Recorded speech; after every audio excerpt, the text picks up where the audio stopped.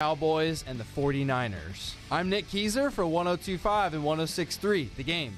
For more, follow us on Twitter at 1025 The Game or visit thegamenashville.com. Live from the Hiller Plumbing, Heating, Cooling, and Electrical Studios. WPRT-FM Pegram, WPUC HD2 Laverne. Bobby and Rex Road. Chase and Michelle. Caroline, Willie, D-Bay. Stillman and Company. Nashville's best sports talk. Crank it up. 1025 and 1063. Cranks it, he scores. On both sides of the one big possession. Touchdown, Middle Tennessee. The Game. A Cromwell Media Station. Covering your teams and the news of the day. Ladies and gentlemen. This is Caroline, Willie, and D. Mace. Who is pleasant to listen to. With Caroline Fenton, Willie Donick, and former NFL wide receiver Derek Mason. You are hands down my favorite radio personality of all time. On 1025 and 1063 The Game and the Game Nashville app. With no further ado, Caroline, Willie, D. Mace, 1025 1063 The Game and the Game Nashville app. We are live from the Hiller Plumbing, Heating, Cooling, and Electrical Game Studios. And of course, you can watch us streaming live on Twitch, Twitter, YouTube, and Facebook Live every day. Our video streaming is brought to you by Superbook. Ran Carthon's introductory press conference in 1 hour. We will play that live here on 1025 1063 The Game. Willie Donick, Derek Mason, how we doing? Hey, it's Friday. It is Friday, Happy so I'm Friday. doing wonderful. Sun's out. Let's get to it. Nick Keyser behind the glass. How we doing, Nick? I'm ready to hear from our new GM. Let's do it. I'm excited about it. But I want to start here because the Predators got that butt whooped last night in St. Louis, 5-2. And this Blues team is not very good. This is an underwhelming St. Louis Blues team. I view the Blues and the Predators in a very similar spot of two teams that expected more, that are trying to make a push for the playoffs. I'm depressed about this hockey team. I'll be completely honest with you guys. And I know they were on a 2-game winning streak, and that game against the Blue Jackets, I mean, they beat one of the worst teams in the league, if not statistically the worst team in the league, at 2-1. And it took Kevin Lankin and heroics, basically, to win that game. And then you go on the road at St. Louis, and you get embarrassed by a team that has been underwhelming. The power play has been a problem. The offense has been a problem for St. Louis. And I thought the Predators just, hey, it was a close game in the first period. I'll give them that.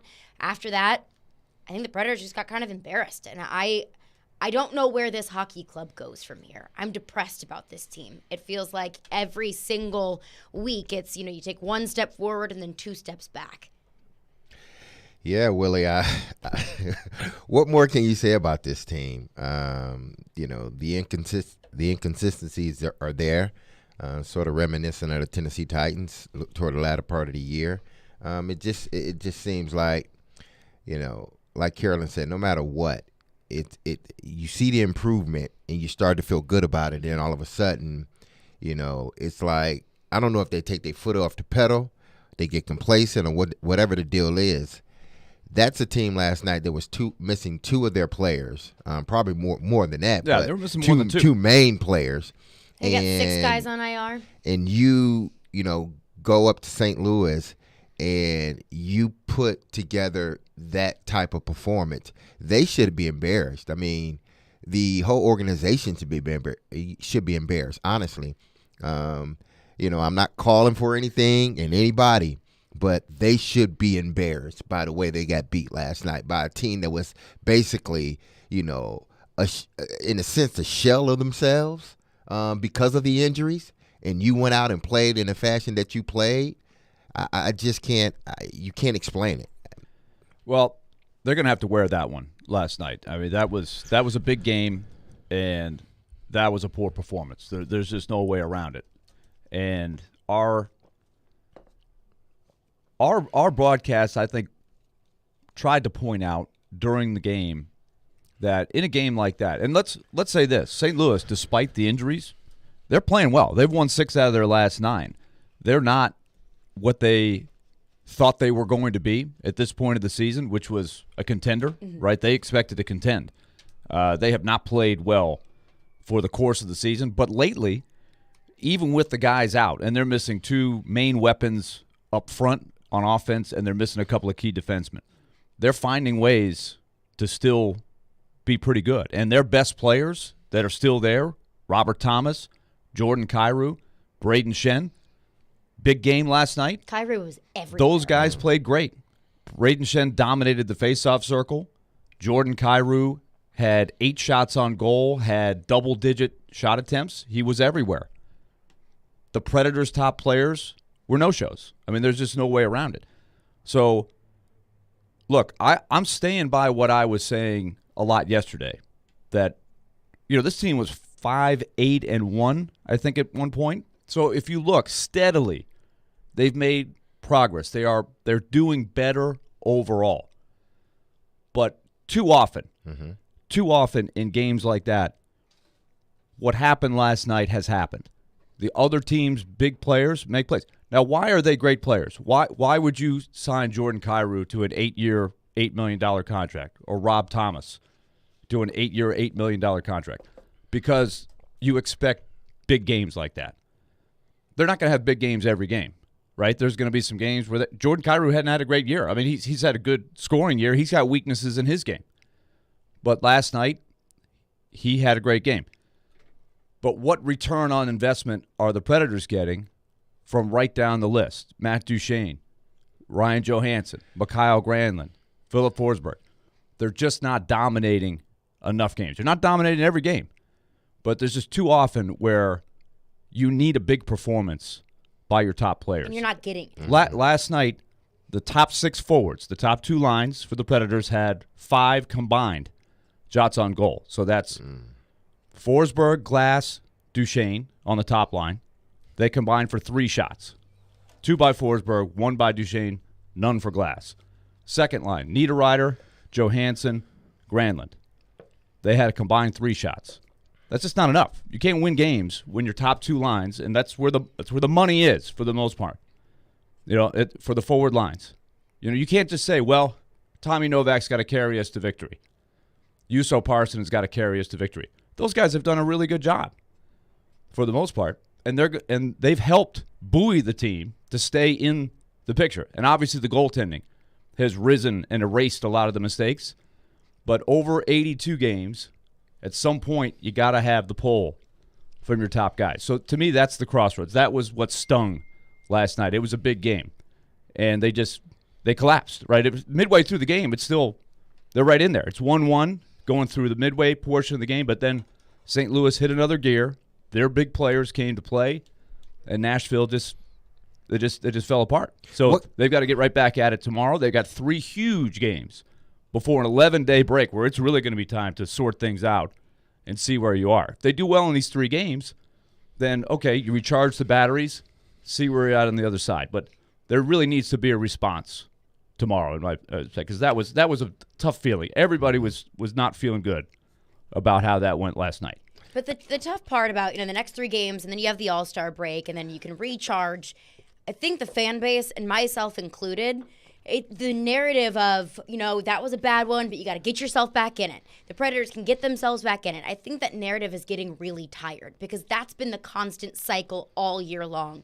You go on a losing streak, you win a couple. It makes you feel like, okay, like maybe this team is getting somewhere, and then you fall right back into the cycle of losing a few and then getting a little bit of confidence and getting knocked right back down to the point where I feel like a lot of fans are thinking, at this point, we don't even care about making the playoffs. At this point, the Predators have a 19% chance of making the playoffs per moneypuck.com. And I think at this point, a lot of fans are thinking, don't make the playoffs. Why would you not want to make the playoffs? Because then that's going to have to force changes. Because last year, the narrative was, well, nobody expected us to get to the playoffs, but we got in the playoff anyways. And then when they got into the playoffs, I didn't feel like they had a chance to beat the Colorado Avalanche. And at that point, don't even make the playoffs and get a better draft pick and be forced to make changes. Adam Vingan was on Stillman and Company yesterday and reiterated the same idea. It is in the best interest of this organization. They would never say it. Of course they wouldn't. It is in the best interest of this organization to miss the playoffs this season because they cannot spin that in any way, shape, or form. They cannot say, well, no one expected us to be here, like they said last year, because they didn't make it to the playoffs. And then they will be forced to finally confront some hard truths about where this team is going. So I think there are Predators fans who want this team, who care about this team, that want them to do poorly enough to miss the playoffs to see some real change. I really think that. And I know that making the playoffs overall is a good thing. And there's the idea of once you get in the playoffs, anything can happen. And I understand that idea. But it's been the last couple of years. You get in the first round, you get bounced in the first round, you barely squeak into the playoffs, and then you don't have a chance against a team that's overall just better than you, whether it's Colorado, whether it's Carolina in 2021. And I think a lot of fans are sick of being masked by, well, we made the playoffs, so we'll run it back, and we'll continue doing what we did do because we made the playoffs last year. And I think fans just want to not make the playoffs and have to be forced to make changes and not have anything to hide behind. I think even if they make the playoffs, I think, ultimately they're going to have to make changes. Now, where those changes at, I don't know. I'm not part of the organization in that fashion, but here's the thing, and this is no disrespect to anybody. If you haven't played at this level, it's easy for you to say don't make the playoffs. I'm not necessarily talking about you, Caroline. I'm just saying, like, fans, it's easy to say don't make the playoffs. But those guys work their asses off, and they may not be playing well. And some of those guys need to play well. They're paying you a lot of money. You need to play well. But, the guys that are playing well, the guys that go in there that are not getting paid the big dollars, they should have a chance and the opportunity to make the playoffs. We can still make change and make the playoffs because it's just been them the last couple of years just skating into the playoffs and barely making it and then getting ousted in the first round.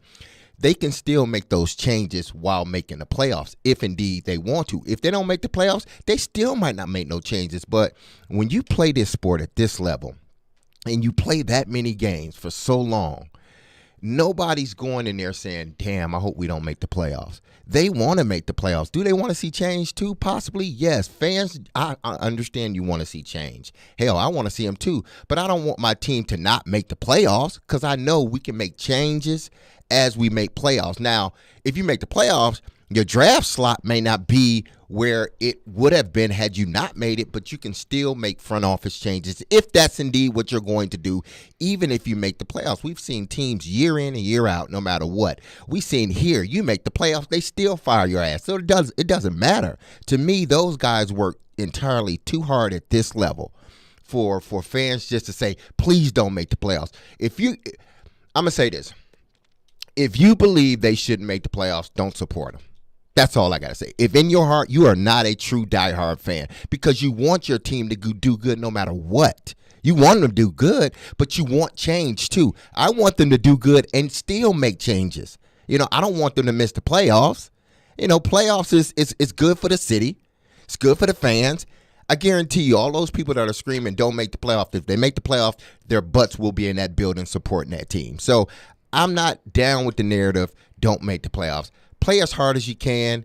If it's not good enough, let's make changes. If you barely skate in and you feel you still need to make changes, make them. But at the end of this season, I am going to say this. If it ends up being like last season, there need to be some changes made. I think that's very fair, Derek. In regards to Adam, he and I are good friends, and we've had many discussions about this on the air and off the air. And he's been sticking to this for sure. And I do think that at the end of the season, when you evaluate it, the way I look at it is, look, they added Ryan McDonough. They added Nino Niederreiter. Kevin Lankinen's been a great upgrade for them.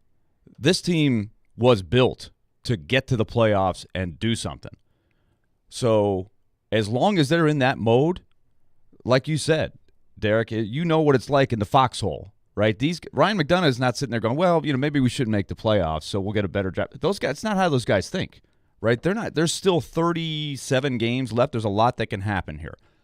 I understand the frustration of the fans because it is frustrating to be sort of treading water. They're behind where they have been the last couple years, which has been sort of in the playoffs. Are they good enough to win in the playoffs? Now they're in a dangerous spot right now where they're going to have to play very well to get to the playoffs.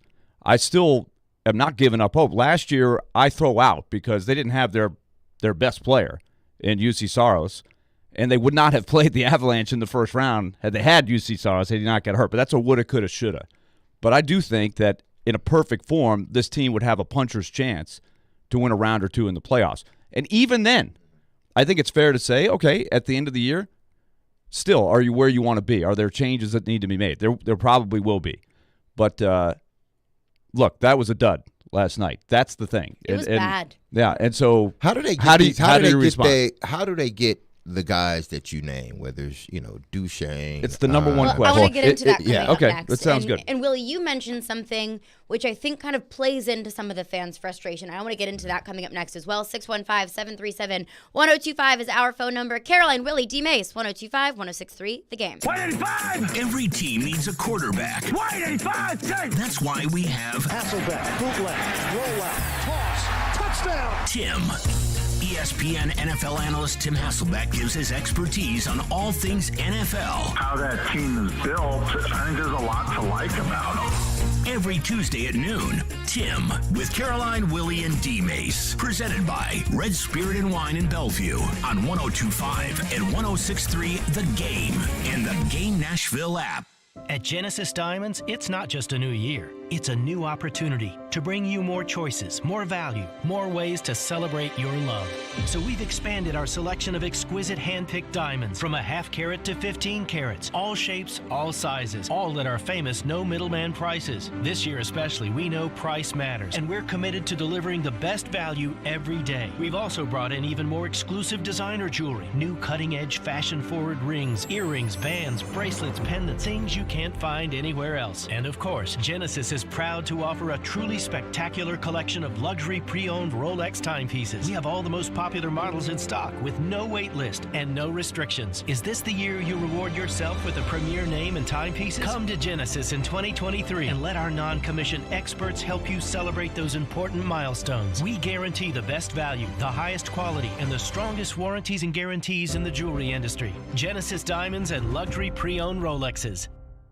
Want to kick off the new year without any credit card debt? If that sounds good to you, you can do it with Loan Pronto's Express Equity Line of Credit. Wipe out all those credit card bills right now. Hey, Willie Donick here. Rates are down, and it's a great move to get on more solid financial footing for the new year. You don't have to do a full home refi. You can tap a portion of the equity you have and enjoy a rate that's a whole lot less than what the banks charge on credit cards. With Loan Pronto's Express Equity Credit Line, you can close in 7 to 10 days. You can access up to 95% of your home's equity. Use that money to pay off those high-interest credit card loans of any type. Credit cards, personal loans, car loans, whatever. Consolidate everything into one easy payment. Even if you did a whole total refi last year, you can tap the equity with this fast, easy program and keep your main loan intact. Call Loan Pronto, 615-499-5780. That's 615-499-5780, or go to loanpronto.com. Equal housing lender, NMLS 1661781, subject to lender approval.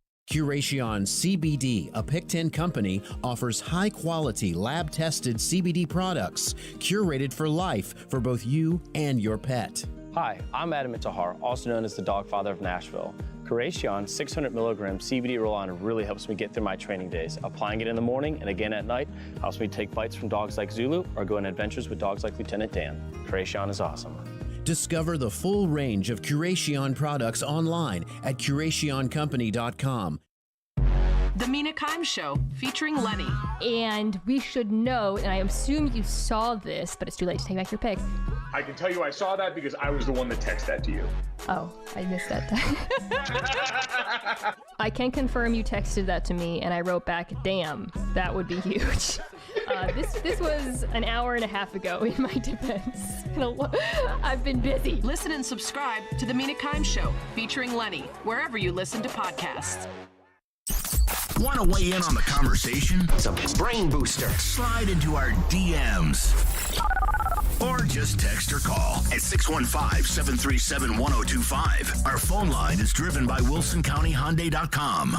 This is Caroline, Willie, and D-Mace on 102.5 and 106.3 The Game and the Game Nashville app. I think that if they let's say they lose these next 4 games, or they go 0-3-1 or 0-2-2. If they don't win any of these games, I personally would strongly consider just bringing up Carl Taylor for the rest of the season. I would bring up Carl Taylor for the rest of the season. He knows a lot of these players. He coached well in a pinch last season. Yes, it was last season, if I recall correctly. I think if this team enters the All-Star break and its bye week on a 4-game losing streak, I would strongly consider just bringing up Carl Taylor for the rest of the year. That is your way of saying you would fire the coach. More or less. There you go. That was Adam Vingan on Stillman and Company yesterday. And before the break, Willie, you mentioned the Predators bringing in Ryan McDonough and Nino Niederreiter. And those were all moves that the Predators made to make a push this year. And when they made those moves, I thought, great, okay, this team is getting better. You add much needed forward depth. You add a veteran defenseman on this team. But unfortunately, that hasn't really come to fruition. Ryan McDonough has looked better. But in the beginning of the season, Ryan McDonough started off slow. And Nino Niederreiter has been fine. But those two moves, I think he's been good. Me, I think he's been very good. That's fair. Those two moves to me were moves by the Predators to say, okay, we're making a push. We're trying to get better. We are signing veteran players to make this team better, to make the playoffs and to be able to compete in the playoffs. But where it stands right now, the Predators are in 6th place in the Central Division. Per MoneyPuck.com, they have a 19% chance of making the playoffs. So this push that they made, and it wasn't just what David Poile said in his end-of-the-year press conference of, we want to compete, we want to win a Stanley Cup. And it's actually making those moves to make the team better, and it hasn't made the team better. So where do you go from here? I don't think that this team is going to be able to make the playoff push that it intended to make unless there are changes that are made. And Derek, your point about fans not wanting to make the playoffs, it has nothing to do with the individual players and the work that they put in week after week.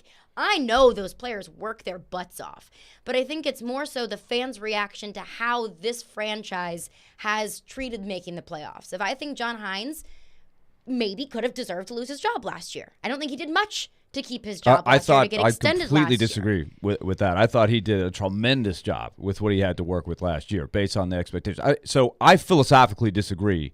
I know a lot of people are anti-John Hines. I really can't figure it out. I don't think it's him. John Hines as a person. No, I'm talking about as a coach. I'm talking about as a coach. I think he's a very good coach, and I think to deal with some of the issues that they've had, he's done a phenomenal job. Why do you think he's a very good coach? Well, you tell me. Your $8 million center got one shot last night. What do you do? I mean, that's happened way too often. We're talking about Matt Duchene. Mm-hmm. Ryan Johansson, $8 million guy. Mm-hmm. Not the player he was 4 or 5 years ago. How do you overcome that? Why aren't he got a lot. Did they get worse? Last year he got a lot out of both of those guys. So did they get worse since last year? They've been very inconsistent players, even going back to Peter Laviolette. And I think that's really where you start. When you have $16 million invested in those guys, and they are as enigmatic as they've been, it doesn't make it easy on the coach. This is not a Peter loaded. Laviolette got fired is because they were inconsistent. Is because the players that you pay a ton of money for are inconsistent. So that's what I'm saying. Is the coach is not the issue to me. This is what it was when Peter Laviolette was coaching. Well, Peter Laviolette had been there for a lot longer, and I think that had sort of run its course. I do agree. At some point, this is the move that a lot of teams make eventually is they just change the coach. But I think John Hines is to be commended to go through the rebuild. Now, Peter Laviolette, when he got fired, it was a roster that was built to win big at the time. It was a veteran roster. They were trading draft picks.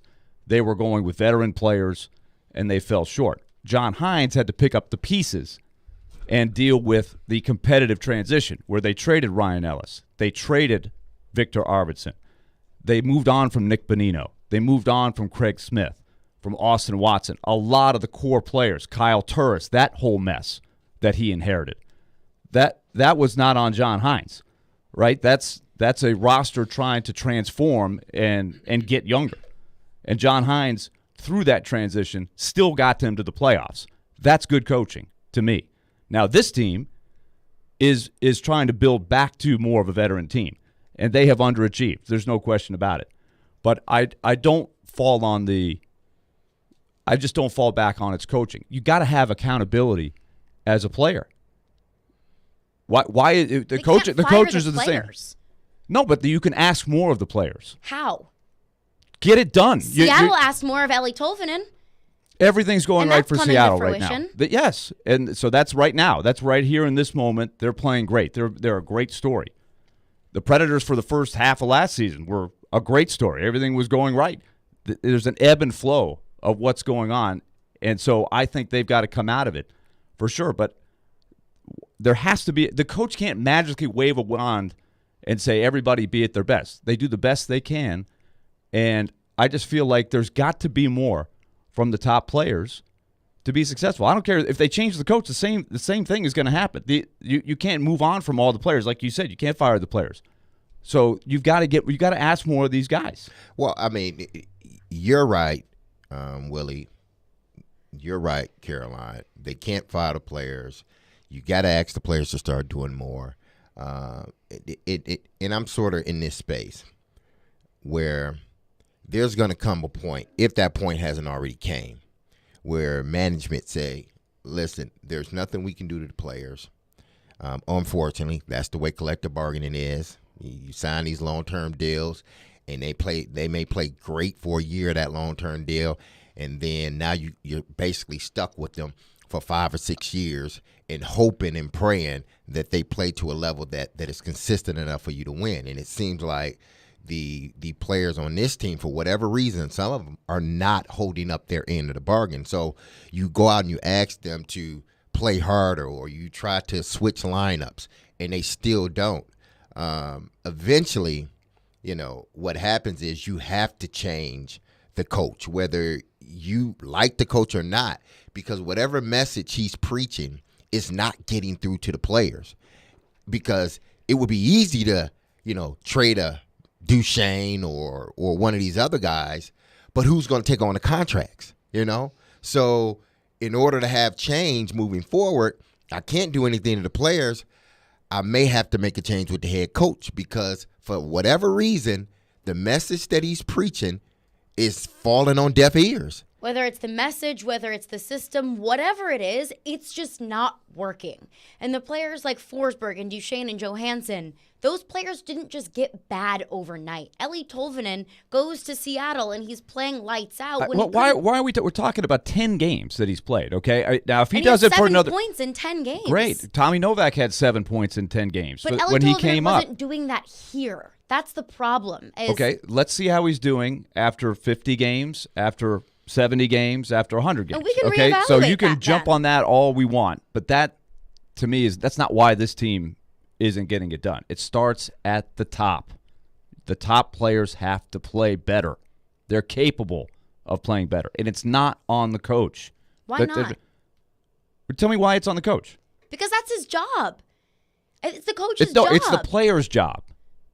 They put the guys out there. It's the coach's they play job the to top put them minutes. in the best situation No, that they can to I win. do not subscribe to that. Well, this is the same coach that What was is the last year. coach's job? They got 43 goals out of these guys last year. The same coach. And that was last year. Do you think he's coaching different? And you last year, they got swept in the first round of the playoffs. Do you think he's coaching different this year to those players as he did last year? The results are different. I'm asking you, do you think he's coaching different this year than he is last year? The results are different. So I know the would results say- are different. I'm asking, do you think the coach has changed his philosophy? He's not putting them in the same position to go out and succeed as he did last year. I don't know what he's doing. You don't know. What do you suspect? Do you think he I would changed? suspect it would be different because the results are different. Do you think he changed his coaching philosophy over the summer? I don't know, Willie. All I'm saying You do is, know. You do know. The answer is no. He's coaching the same thing. It's then the maybe same that's system. The problem. Because The it's problem not when working. Matt Duchesne had his best year last year, 43 goals, you think it was a bad problem to stay with the same system? Well, what about Matt Duchesne this year? I'm asking, what about Matt Duchesne? That's what I'm asking. And I'm not singling just him out. I'm talking about that's how this works. They didn't change anything. You got to have your top players produce. So why do people not come on? Why does John Hines take all the heat and the top players who are making $8 million a year not take any heat? Well, you know how it is, Willie. It should be balanced. I'm not saying John Hines is completely excused from all this stuff, but it's collective. I just think he gets an unbalanced amount of the blame for what the issue is right now. I mean, but that's the way it is. Somebody has to be the scapegoat. And, right, and that's unfair. But that's sports. I we've seen it across the board. And I've always said, listen, sometimes one guy gets too much credit for the job that the team is doing, and sometimes he gets too much of the blame for what the team is doing. That's regardless of what sport, whether it's football, basketball, baseball. Sometimes, the quarterbacks get too much praise for what they're doing, and then sometimes the quarterback gets too much of the blame because it's not all his fault. Hines has to figure out a way, and he has the remainder of this season to figure it out. Well, at least he has at least 15 games to try to figure this out. And I'm saying 15 to put themselves in a position where they're in a playoff spot and not fighting for one. He has to find out a way to get these guys to play, regardless of what it is. I mean, switching lineups, he has to do something because right now, whatever he's doing or not doing, it's not working. And then eventually, at the end of the season, regardless of, us coming in here and saying, or you saying, Willie, these players need to play better, and you are absolutely right. They need to play better. They're capable of playing better. No, they need to play better. They're capable, and they need to play better. But at the end of the season, if this doesn't look like a team that is primed to do good things moving forward, then they can't trade the players because nobody's going to want the guys that we're talking about because of the contracts. What is the next step? Yeah, I think the next step is, unfortunately, you look at the head coach. Yes. So the markers are these 3 games, as Adam pointed out. Then there's the trade deadline. Then there's the end of the season. And so those are the markers on how things go. Like to me, the response tomorrow night is huge. I got to see something, and it's got to start with the top players. You got 5 shots among their top 6 forwards. I cannot put that on the coach. Not 6 guys. Start They're demoting out there. people, man. Huh? Start demoting people. I'm not do something that's going to they have tried. rattle They've up the benched cage, Matt Duchene. man. They've benched Ryan Johansson. They've benched different guys. They have tried taking ice time away. They've tried different things. They stay up all night thinking about these things. They've tried different line combinations. They're trying to find the right solution. And it has been better. Like we were talking about a team that was 9-4-2 in the previous 15 games before last night. And last night was a big one, and they fell back. And so back to the drawing board. But they have trended in the right direction slowly, steadily. But it's still nowhere near where they need to be if they want to achieve their goal the way they were built. Rand Carthon's opening press conference in 30 minutes. What do we want to hear from Rand Carthon today? What questions do we want answered? We'll get into that coming up next. Caroline, Willie, D. Mace, 102.5, 106.3 The Game. How good to hear from my friends at Dunkin'. Warm up and feel the love with Dunkin'. Treat yourself and a loved one to a brown butter toffee hot or iced latte, which is superb paired with the bacon avocado tomato sandwich. Be sure to try the all-new stuffed biscuit bites. It's a warm biscuit dough wrapped around a mixture of bacon, scrambled egg, and cheddar cheese. Visit us at our newly remodeled Dunkin' on Briley Parkway in Nashville or the new Dunkin' in Mount Juliet and our other locations throughout Middle Tennessee. Price and participation may vary. Limited time offer. Terms apply. Add this to your New Year's resolutions. Win money in 2023 with Superbook Sports. Superbook has over 3 decades of sports wagering experience in Las Vegas, so you'll get the best odds anywhere as we continue the football playoffs. Plus, you can check out their special odds boosts and promotions over at Superbook.com.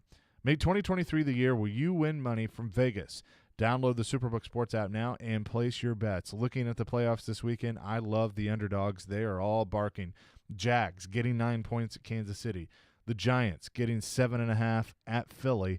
Bengals getting 5.5 at the Bills. And the Cowboys getting 4 at San Francisco. I love it. Just check it out on the Superbook Sports app. Visit Superbook.com for terms and conditions. Gambling problem? Call 1-800-889-9789. Hey guys, it's the new year. We popped the champagne, kissed at midnight, and it's time to make a new start. But if you aren't popping like you used to because of erectile dysfunction or low testosterone, maybe your new start should be making a call to the Tennessee Men's Clinic. You see, ED is just a medical condition affecting men of all ages. But the good news is that ED is highly treatable. In fact, the medical experts at the Tennessee Men's Clinic have successfully treated thousands of men, with ED treatments having success rates as high as 90%. And with a variety of ED treatment options, including acoustic wave therapy, they can likely find the right one for you. You might even find your cork is popping like it hasn't in years. Plus, their low T treatments are highly effective. So many men have experienced life-changing results, from increased energy to more productive workouts, feeling more rested, and enjoying a greater sex drive too. So make 2023 the year you get free of ED and low T. Make an appointment. Your initial visit is only $99 and includes a more comprehensive approach, including a testosterone lab panel and a medical consult. Call 615-208-9090 or go to TennesseeMen'sClinic.com. Visit our website to learn more, including side effects. Treatment sex drug results vary. More than 95% of people incarcerated will come home like I did. I'm William Arnold, director of the new Tennessee Office of Reentry. When they come home, we want to be ready to help remove barriers to employment. It's okay if you've been incarcerated or justice involved. Help is available. Go to tnworkready.com or visit your local American Job Center. Brought to you by the Tennessee Department of Labor and Workforce Development, the Tennessee Association of Broadcasters, and this station. tnworkready.com. TSU basketball lives on 102.1 The Ville. Join Coach Brian Petty Collins and the Tigers for every great moment in the OVC. On your home for TSU basketball, 102.1 The Ville and the Ville app. Hey Nashville, I'm Gary Smith, head coach of Nashville SC. You're listening to Nashville's best sports talk, 102.5 The Game. Well, he's got all kinds of experience, and to be able to come from the 49er organization, the success that they've had, he saw that come together. He had a hand in that. His strengths are his communication skills and his work ethic. I'll say this to you guys, all right? Technology has changed this game. Everybody's got a report on a player. There's all kinds of stuff going on. And Rand is one of those guys that's going to watch tape. He's going to watch a player. He has that unique ability to describe a player to you. You shut your eyes and listen to him talk, and you'll know exactly the player at the end of the description. He's got an amazing memory, recall. In this world of player acquisition and draft and free agency and all those things, you need to be able to have a good foundation to draw from. For example, he could be describing a player A, for example, and he'll go back and say he's got these kind of traits. He would remind you of maybe just a little shorter of this guy when he played for this team for 10 years, and on and on and on. So he works, he communicates, he's behind the scenes. He's not that guy that wants to get credit and give credit, all that kind of stuff. There you go. That was former Titans head coach Jeff Fisher, who, of course, worked with Rand Carthon with the Rams, both in St. Louis and Los Angeles. We will carry Rand Carthon's introductory press conference in just under 25 minutes. Before we get into that, I kind of want to set it up with our thoughts about the press conference and what we want to get out of it. And I know for certain there are going to be so many questions that we have, the three of us, and the people who are asking questions at the press conference that probably aren't going to get answered, but they should be asked anyways. And one of those questions being the relationship between Mike Vrabel and Rand Carthon, the relationship between Rand Carthon, Mike Vrabel, Amy Adams-Strunk, how that trio of the powers that be is going to go down, and his interpretation of all of that. That's, for me, question number one. And I hope they do have answers to that question. Mm-hmm. I think they should be prepared to answer that question. They should be. Now, as far as quarterback and roster moves and things like that, I think that they would have, just having listened to a lot of these press conferences, they have the ability, Rand Carthon does, to say, look, I just got here, right? I've started to formulate my ideas, but I'm not ready to make those decisions right now. Like, I feel like they could play that card, which will be disappointing to all of us because we want some fresh things to talk about. Like, we hope that they drop some clues on some of this stuff, right? Drop some tape. Yeah, come on, give us a little something here. But they have every right to say, look, this is my first day on the job. I'm just getting here. I got to move here. We have time to make these decisions. I got some ideas on my head. I want to keep talking to my coaches. I want to talk to the staff that I'm inheriting. What I'm looking for today is what are the philosophical things? Like what are the practical things? Is he bringing some guys in with him? Is he inheriting some guys? Does he know any of the guys that he's going to be working with? Does he go back with any of those guys? Have he scouted those guys coming out of college? Yeah. But just the people he's going to be working with every day, like just being able to sort of get in and hit the ground running. There's going to be a little bit of a growth curve. This is his first time being a GM. He's 41 years old. He's probably going to be working with guys that are a lot older than him, and now he's the boss, right? Even if he's not technically Mike Vrabel's boss, he's pretty much everybody else's boss, right? So you got to form that relationship.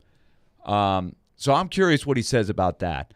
As much as I would love to know what he thinks about the quarterback, I really don't expect him to answer that today. I don't think. We'll see. I don't expect him to answer it. Yeah. I expect him to say something along the lines of, it's my first day. I just got here. We're going to get in. We're going to learn the roster. I think he knows exactly what he wants to do at the quarterback position because I'm sure they talked about that in the interviews. Yeah. I think part of the reason why he got this job is because he and Mike Vrabel and Amy Adams Strunk are all aligned about the direction of this football team, which would be, most notably, the quarterback situation. So he knows what they're going to do. He knows what he wants to do at the quarterback position. He knows how he feels about Ryan Tannehill, whether it's stick with Ryan Tannehill, run it back, or move on from Ryan Tannehill. He's just not going to tell you. Yeah, he's not. It would be great if he did. It'd be great if he said, you know what, Ryan Tannehill stinks. We're going to go after Tom Brady. Or Ryan Tannehill is our quarterback, and we're going to go and try to find our future quarterback. I'm sure he's still in the process of evaluating this roster. And, he has to hit the ground running because not only does he have to evaluate this roster, he has to evaluate, potential individuals that you can bring in to upgrade this roster. He was so entrenched at what they were doing in San Francisco up until last week. Now he has to switch gears and be totally immersed in trying to fix the Tennessee Titans because they are broken. Whether we want to say it or not, this team is broken and they need to be rebuilt from the ground up. Not saying that they need to demolish everything, but as we've seen, this bottom half of this roster is not good. And it seems like that was Rand's one of his fortes is help building a roster from the bottom up. Jeff Fisher even said it in a sense. So I think his first, beside evaluating the whole roster, is to how can I make this roster, because free agency comes before the draft. So how can I make this roster better from the bottom up before we get into the draft? And coming up next, I want to get into not just what I want to hear about Rand Carthon's vision for the future of the Titans, but what he's learned from the past as well. Plus your phones. What do you want to hear from Rand Carthon today? It's your day. 615-737-1025. Caroline, Willie, D. Mace, 1025-1063 The Game. Every Wednesday at noon. No matter the down and distance and no matter the score, they're going to give him the football. Outkick 360's Jonathan Hutton joins Caroline, Willie, and D-Mace to talk all things Titans and NFL. I hope that they're not throwing flags simply because the league wants to see more of them. He's got opinions and insights on the two-tone blue. They are not as good at wide receiver and the playmaking department. Catch Hutton every Wednesday at noon. Presented by Blend Bar with Davidoff Cigars and by Ed Lee's Barbecue on 102.5 and 106.3 The Game and the Game Nashville app.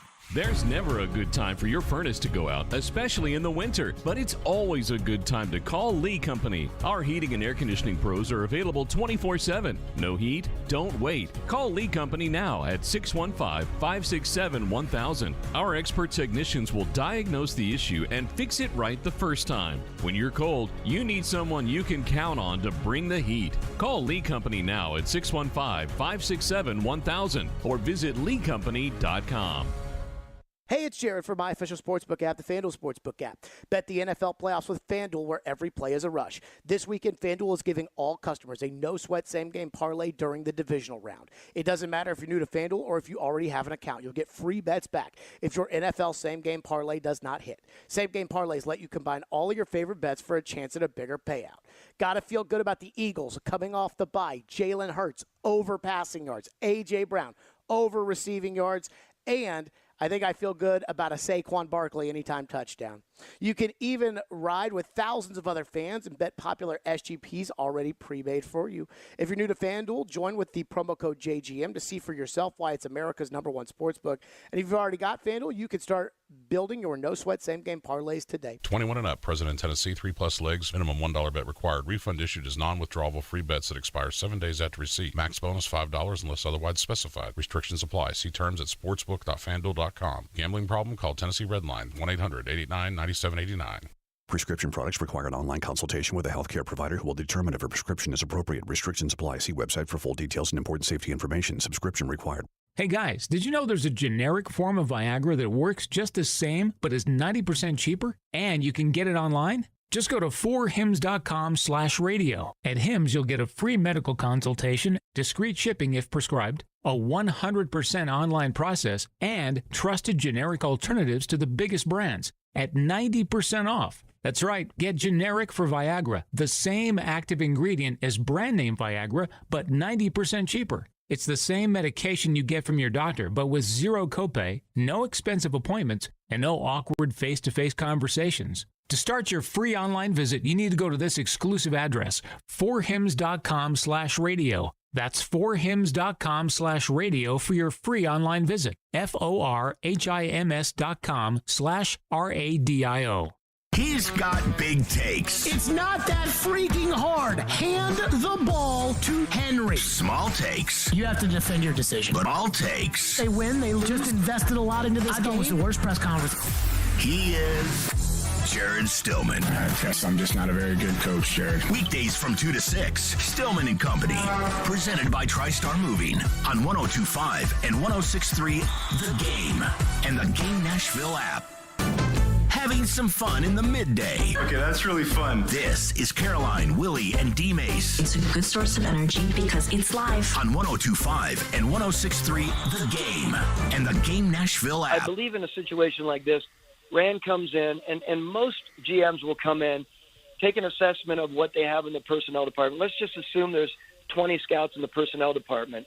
And more than likely he'll have relationships with, I don't know, half to three-quarters, one way or another. And those that he doesn't, he will give them more than likely an opportunity to see how they play out during the spring, how they report, what their reports are like, how they articulate their thoughts, and how their evaluating prowess might be before any decisions are made. Most times these general managers don't want to come in and slash and burn. It's just not the way. It used to be that way more so, unless you have an issue. Now, this is a situation with Mike Vrabel being there, and I'm sure he has a really good understanding of that scouting staff, and I'm sure he's going to impart his wisdom and insight to Rand, and they're going to come to some decisions together. Even though Rand will have full say on who he's hiring there, he will tap into the knowledge the head coach has as per how these guys evaluate, how they project, how the pro department is versus the college department. Rand, again, has a really good eye on that, but there's no question he's going to tap in to their head coach to make final decisions on that staff. There you go. That was Thomas Dimitroff, former Atlanta Falcons general manager who worked with Rand Carthon in his stint as a scout with the Atlanta Falcons on how how he thinks at least, Rand Carthon will approach the Titans general manager position. I have some thoughts on what I would like Rand Carthon to touch on, what questions I'd like to be asked, but it's also your day as well. Questions that you'd like to be asked of Rand Carthon. Let's get to your phones. Phone lines driven by WilsonCountyHyundai.com. Crazy Billy's up next. What's up, Billy? Hey guys, what have we gotten ourselves into on this Friday? Crazy Billy. Hey, guys. Appreciate you taking my call. This one's for D. Mace. It's kind of going back in history a little bit. D. Mace, I remember when there was a lot of pressure for you to be a punt returner, and you remember those times, and Mr. Floyd Reese and former Coach Fish was there.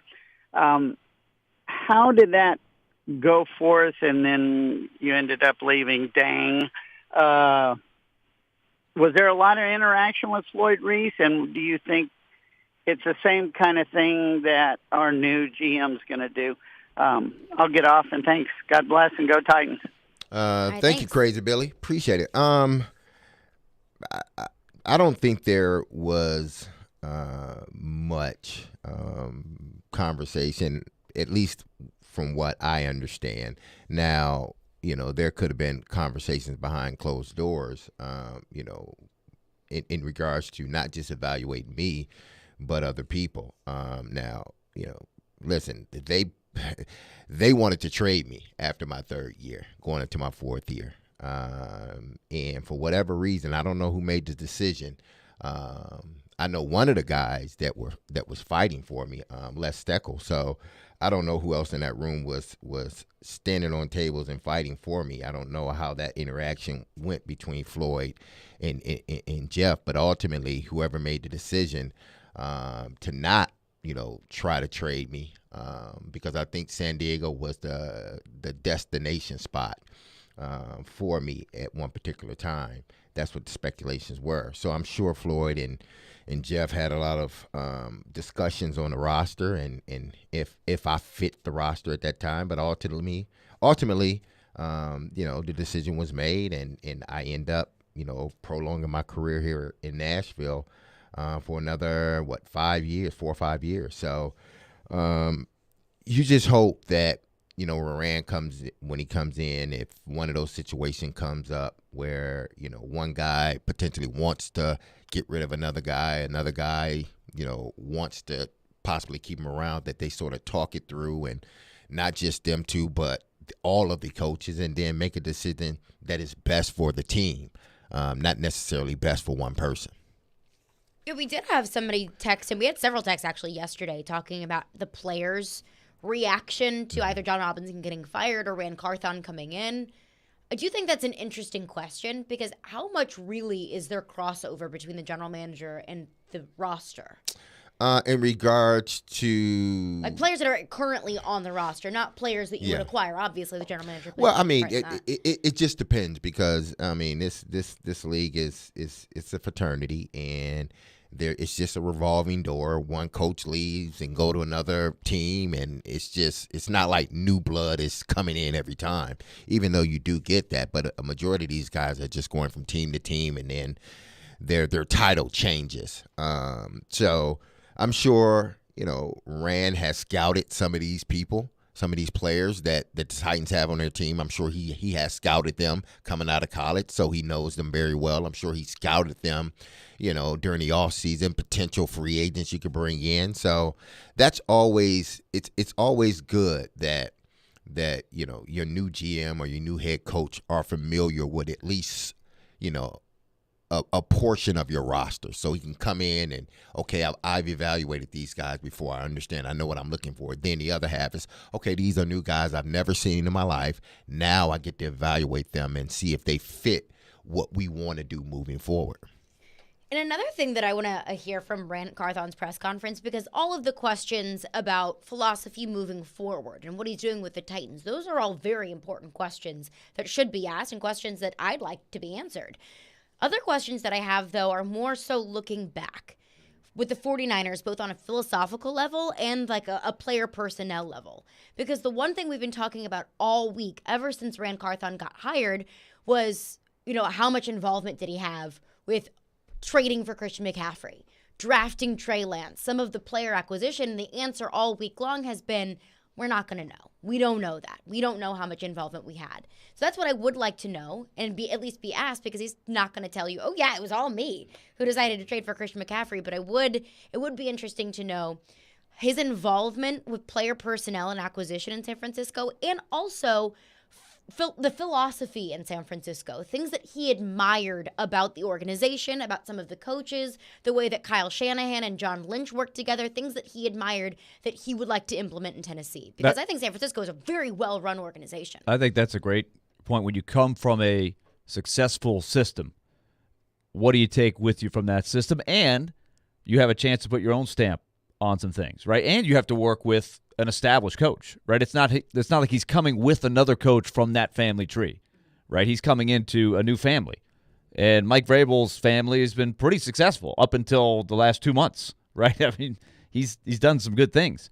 So I think that's a great question. And I think when you're coming up through the ranks, you're probably sitting there every time the 49ers, and probably going back when he was with the Rams and with the Falcons, where Rand Carthon was probably sitting there going, okay, if I were the GM, what would I have done there? Hey, I just learned something right there. I'm going to remember this next time this comes up right here, all those experiences. Yeah, I mean, and it's not just San Francisco with him, I believe. It's every place that he's been Right. to, they've had some success. But people just look at San Francisco and say, well, because of the consistency that they've had within the last, what it's been since 2014 when they went to the Super Bowl. I think it was 2014 they went to the Super Bowl. They went in 19 too. 19. So you got 2 Super Bowl appearances, but a team that has consistently, even though they had to, let guys go, they've been able to replace those guys and keep moving. And that's not just in San Fran, St. Louis / LA. He was there. Atlanta, when it was on their run, he was there. So he's been at winning organizations. He's been a part of winning organizations everywhere that he's been. Now, Atlanta, are they winning now? Not as much as they want to, but when he was there, they were winning. St. Louis / LA. LA is still winning. They had a bad season this year, but they believe they can, sort of make do and be better next year. And I do think with the St. Louis / LA, you probably learned a lot while they struggled. Like they had some struggles in there. Like it took a while to get to where LA was the last couple years. They got their quarterback. They went and got their quarterback in golf. But and they got a lot better. He was there. Those Jeff Fisher years, they weren't very good. Oh, they were so bad. Yeah. They were so bad. But I think there's valuable lessons that can be learned, because with San Francisco, when he first got to San Francisco, it was, 2017, 18, those years, San Francisco wasn't very good. Yeah. 16, 17, and that 17 was the year that they traded for Jimmy Garoppolo. They turned things around. They were in the Super Bowl in 2019. So those are all things that you can take away, even from a struggling organization, how good organizations, or struggling team rather, how good organizations are able to turn things around. Yeah, and you weather the storms. You have some bad breaks. You have some injuries. So there's something to be said for building, right? And being able to go with the flow when things don't go your way. If everything had gone well, then I'd almost be worried, right? Because at some point you're going to go through some storms. Coming up next, we are right to Ran Carthon's introductory press conference. We will hear from the Titans' new general manager for the first time. All of that coming up next on Caroline Willie D. Mace. You watch the game. Sliding across, making the stop, UC Sarah. We talk the game. That wraparound goal by Sanford was a beaut. Tanner Janot, Ryan Johansson gets on the board. We are the game. Nashville's best sports talk. 102.5 and 106.3 The Game and the Game Nashville app. ElectronicExpress.com. We make it happen. The choice is yours. Wednesdays at 8:45. Brought to you by Jarrett Companies. Now hiring experienced sprinkler experts. Go to JarrettFire.com. JARRETT Fire.com. Jarrett Companies, a company above and beyond industry standards. Hey, it's John Tesh. We've all felt the impact of inflation on everything from food to housing to gas. But most people don't realize the cost of your home and auto insurance is also likely to go up. With the rising cost of building materials, car parts, and labor, even the insurance companies are taking a hit, which means you will too. So if you're working with a company that only has one option and not a company that shops multiple carriers to find the best deal, you're wasting your money. It's why you should be working with Zander Insurance. They represent over 24 top insurance companies that are competing for your business, meaning you get the right home and auto coverage at the lowest prices this year and every year. And Zander's service can't be beat. I know from experience. Just check out their reviews. Saving money has to be a priority these days. Go to Zander.com or call 800-356-4282 and find out how much you can save. You'll see why over 500,000 families trust Zander. This is a special alert to all Americans who own a vehicle with less than 200,000 miles with an auto warranty about to expire or with no warranty coverage at all. Due to a decline in the economy, CarShield is announcing a low-cost month-to-month vehicle protection plan that is now available to the public to save any driver out-of-pocket expenses on future auto repairs. Call now to find out how you can pay almost nothing for covered auto repairs. Yes, you heard that correctly. Pay almost nothing for covered auto repairs. An open phone line has been established for all drivers to call for a free quick quote. Call 800-326-7765 now. Drivers who are covered will not have to pay for covered repairs again. This protection plan is at an all-time low. Additionally, drivers who activate this vehicle protection today will also receive free roadside assistance, free towing, and car rental options at no additional cost. Call us for your free quick quote today. 800-326-7765. That's 800-326-7765. What do you have to lose? Call 800-326-7765. Again, 800-326-7765. Your Game Center update. The Tennessee Titans will introduce their new general manager, Rand Carthon, at noon today. Keep it locked right here on 102.5 The Game. We'll carry the press conference live. And the Nashville Predators fell 5-2 last night in St. Louis. Colton Sissons played in his 500th NHL game, and he also scored the first goal of the game. And Colton Sissons knows what they need to improve on coming up on Saturday when they face the LA Kings. I mean, a little bit of everything. We need more energy. Battle level's got to get up. Our execution's got to get up. Just all the finer details that allow you to win in this league. After facing the Kings, the Nashville Predators will go up against the Winnipeg Jets on Tuesday and the New Jersey Devils on Thursday, with the All-Star break following that. The NFL divisional rounds begin this weekend with the Jags and the Chiefs, the Giants and the Eagles, the Bengals and the Bills, and the Cowboys and the 49ers. I'm Nick Keyser for 102.5 and 106.3 The Game. For more, follow us on Twitter at 1025 The Game or visit thegamenashville.com. WPRT Pegram, WBUZ HD2 Laverne.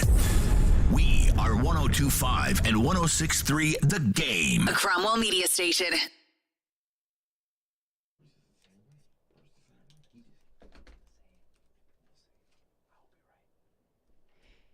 All right, we are going to St. Thomas Sportsplex. Amy Adams Strunk is up at the podium. For him and his family. I also want to express my appreciation to Ryan Cowden for his work over the years and for his tremendous leadership of the personnel team over the past 6 weeks. Ryan is a great leader and football evaluator, and no doubt he will one day soon be an outstanding general manager. But in the end, Rand stood out as the clear choice as the next general manager of the Titans for a few reasons. He's a former player who grew up around the game. He has a strong record of success in evaluating talent and roster building at multiple teams. And really what impressed me the most was his growth mindset, clear vision, and ability to connect with people. We called as many potential references as we could find to learn more about Rand as a person, talent evaluator, and leader. Whether current and former colleagues, the scouting community, the former teammates, the feedback was unanimous. Rand is exceptional. As a talent evaluator, Rand brings tremendous skill set to the process, and he is a natural leader and collaborator. I'm excited for Rand and his staff to work closely with Coach Vrabel and the coaches to align on a vision for the team and to build a roster of players who best fit that vision. Together, they will identify talented players and ultimately the right players to build a championship roster. Despite how last season ended, I still have high expectations for our team. We have some big questions to answer off-season, but I'm excited for what the future brings. With that, I would like to introduce and welcome Rand Carthon as the Tennessee Titans General Manager.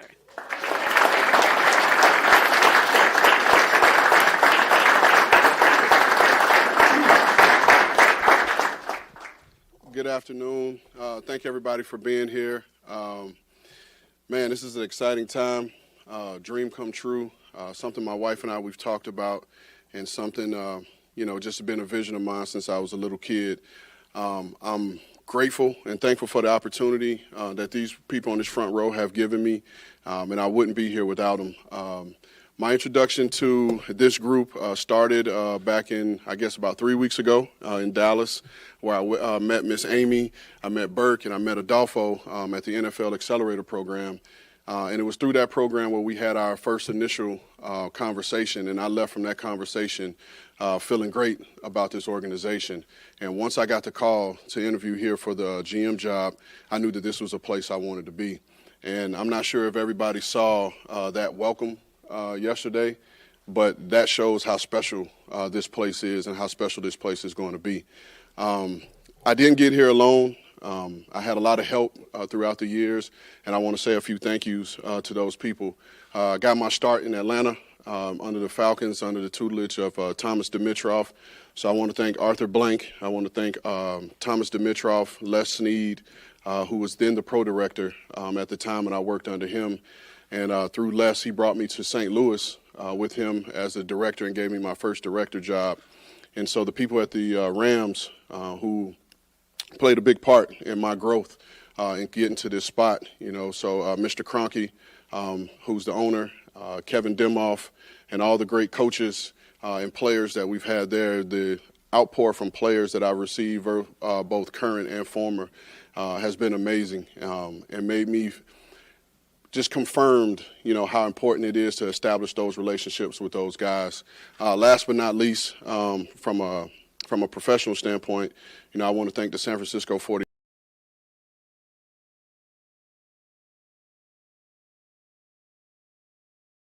So I want to wish those guys plenty of luck. I'll be there to root them on. But I want to thank the York family. I want to thank Dr. York, Jed, Miss Denise, Jenna and Mara, and the late Tony, who all played a part in establishing that organization as a first-class organization. I also want to thank John Lynch, who hired me there, who is one of the most exceptional leaders that I've ever been around. And also Parag Marate. Parag has become a mentor of mine. He took me under his wing and showed me and shared with me an aspect of the game that I had no idea of. And then finally, I want to thank, these beautiful people on the front row. I want to thank my children. It's been a lot of sacrifice, throughout the years. You guys have gone to multiple schools, and you guys have uprooted your lives so I can live my dream. So I'll be forever indebted to you guys, and I love you. And then finally, my wife. We've been together 20 years now, and she brought up the point. It was the spring semester of 2003, and she asked me, what did I want to do outside of playing football? And I told her, I was like, one day I want to be a GM of the NFL football team. She later told me she almost stopped dating me because she never met somebody that lived in La La Land. But honey, today that dream comes true, and we're realizing that work that we've put in. Thank you for being my rock. Thank you for being the stabilizer of our family, and thank you for being the CEO, CFO, COO, and all things to our family. I'm not here without you, so thank you, and I love you. And that's it for me. Thank y'all.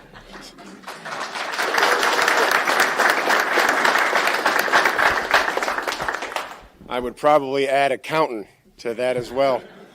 On behalf of the football staff, the staff downstairs, the training room, everybody that Rand has had a chance to meet or will meet, we want to welcome you, Rand, your family, your beautiful family.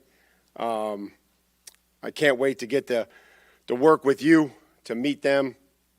We're going to go play in the bubble after this, too. I promise you that. Okay. Throughout this process, really appreciated where everything went with Amy and, the organization and Burke and Kenneth and Barkley. The conversations that I had with Rand that would run countless hours that seemed like they lasted 15 minutes. That was a really good indication of where our comfort level was with each other. And excited, extremely excited. We got a lot of work to do, and we're excited to get to work on that. We have this morning. We will, as he continues to get settled with his staff, that's in place. The coaches, I know that's important. We've tried to talk about our staffs and where we see that going, and how they can help us evaluate the right type of players for this organization, and what we believe is important, and the players that we have in place that have been our foundation for the last 5 years that I've been here, and the ones that help us get through the difficult times.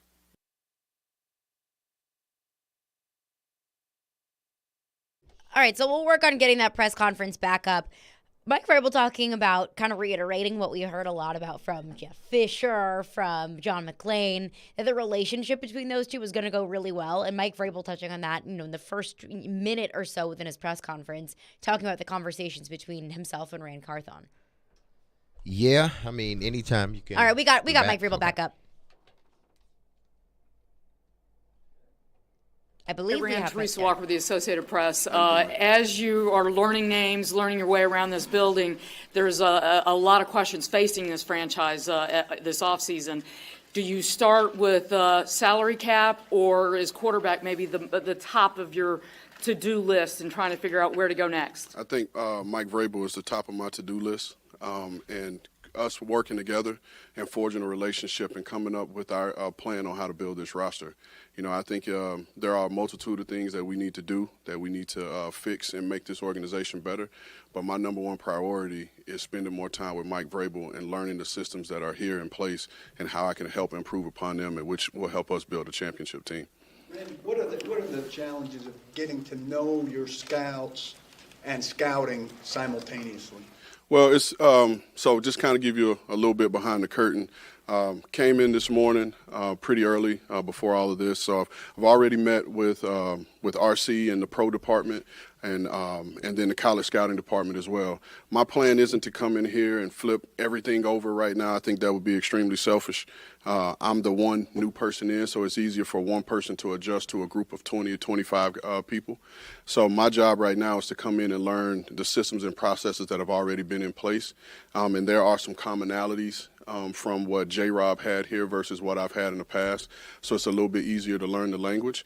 But just over time, man, just spending time. It's just like any relationship. It takes time and it takes effort and work, and I'm willing to do that, and I'm going to do that. And you mentioned Mike. I mean, did you know Mike well before you got here? And maybe what have your thoughts been about him from afar and now getting to know him a little bit? So Tuesday was the first time that I met Mike in person.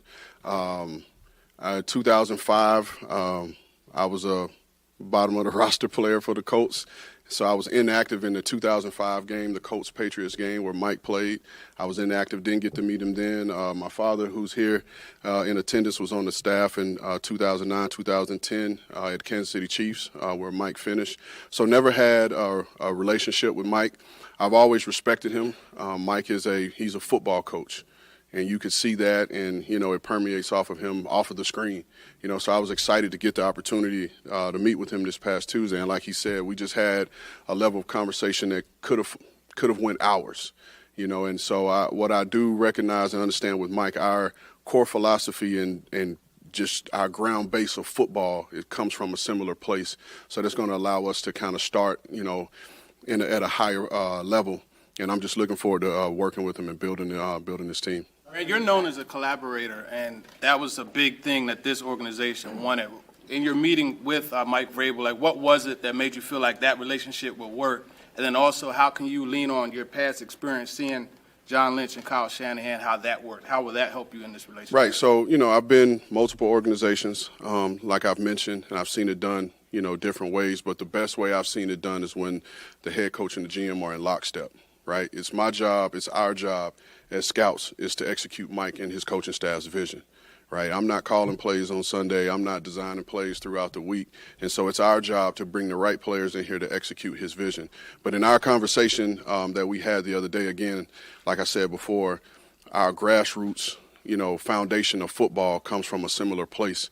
And we see the game, you know, the same way. And so I'm just excited to, you know, learn those systems, the offensive system, defensive system, and special team system that he's put in place.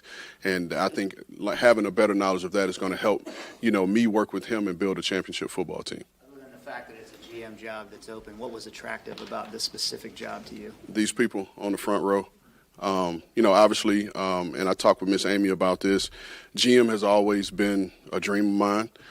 But it was always about the right fit, you know, and it wasn't about getting the job. It was being in a place that's going to support you and put you in a position to keep the job.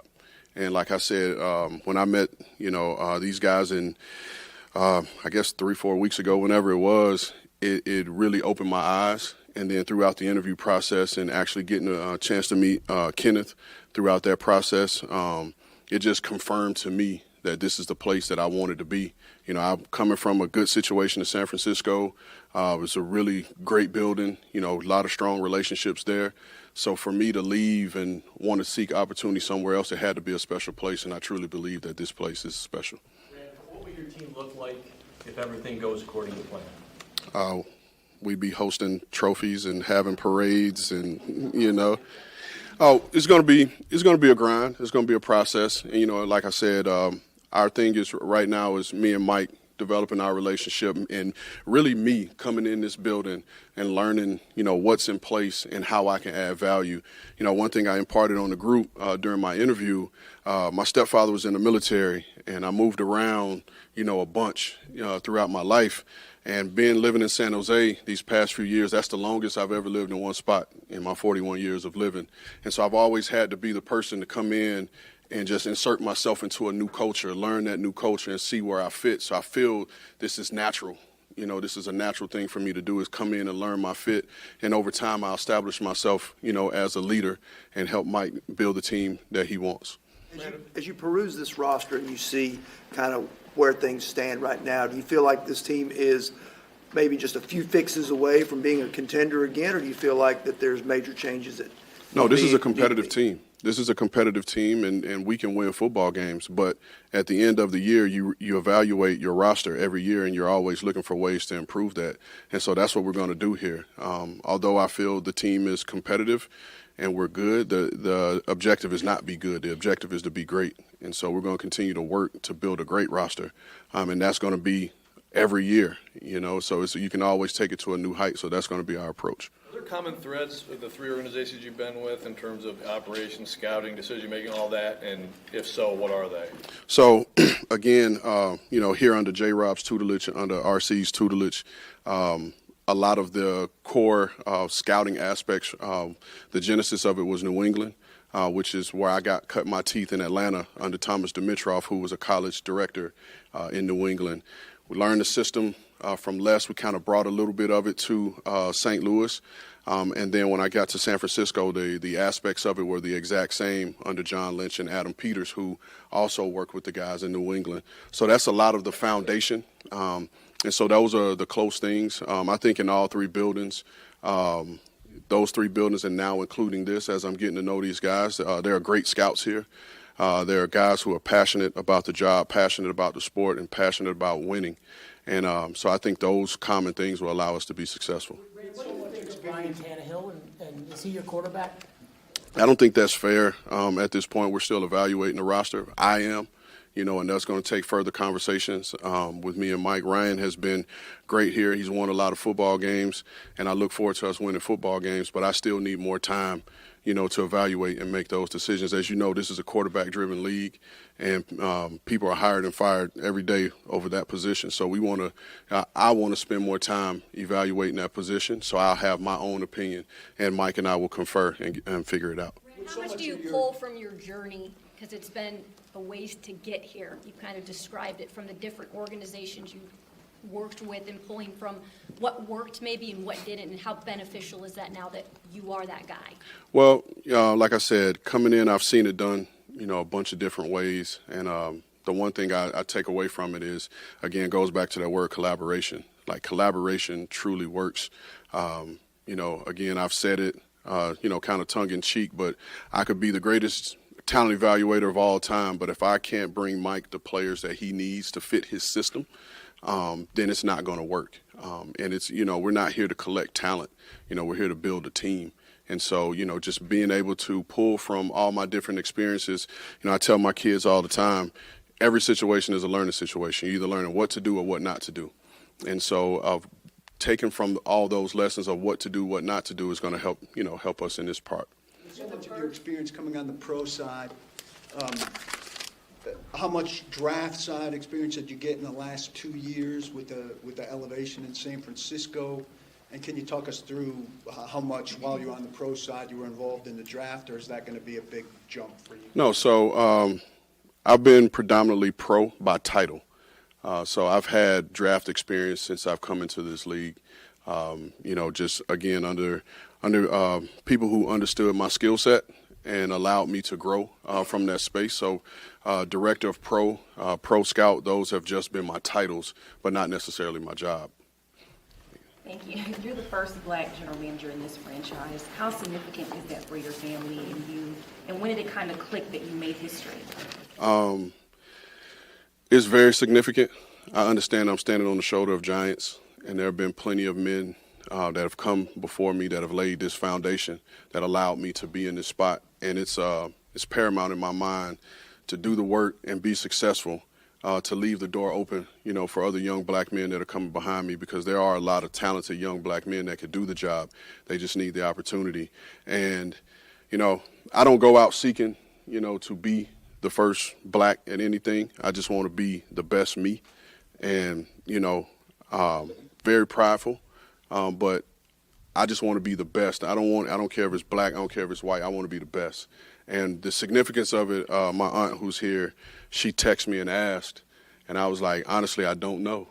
And she was like, well, you might want to find out, and know. And so that's when it first, dawned on me that I was the first black GM in Titans history.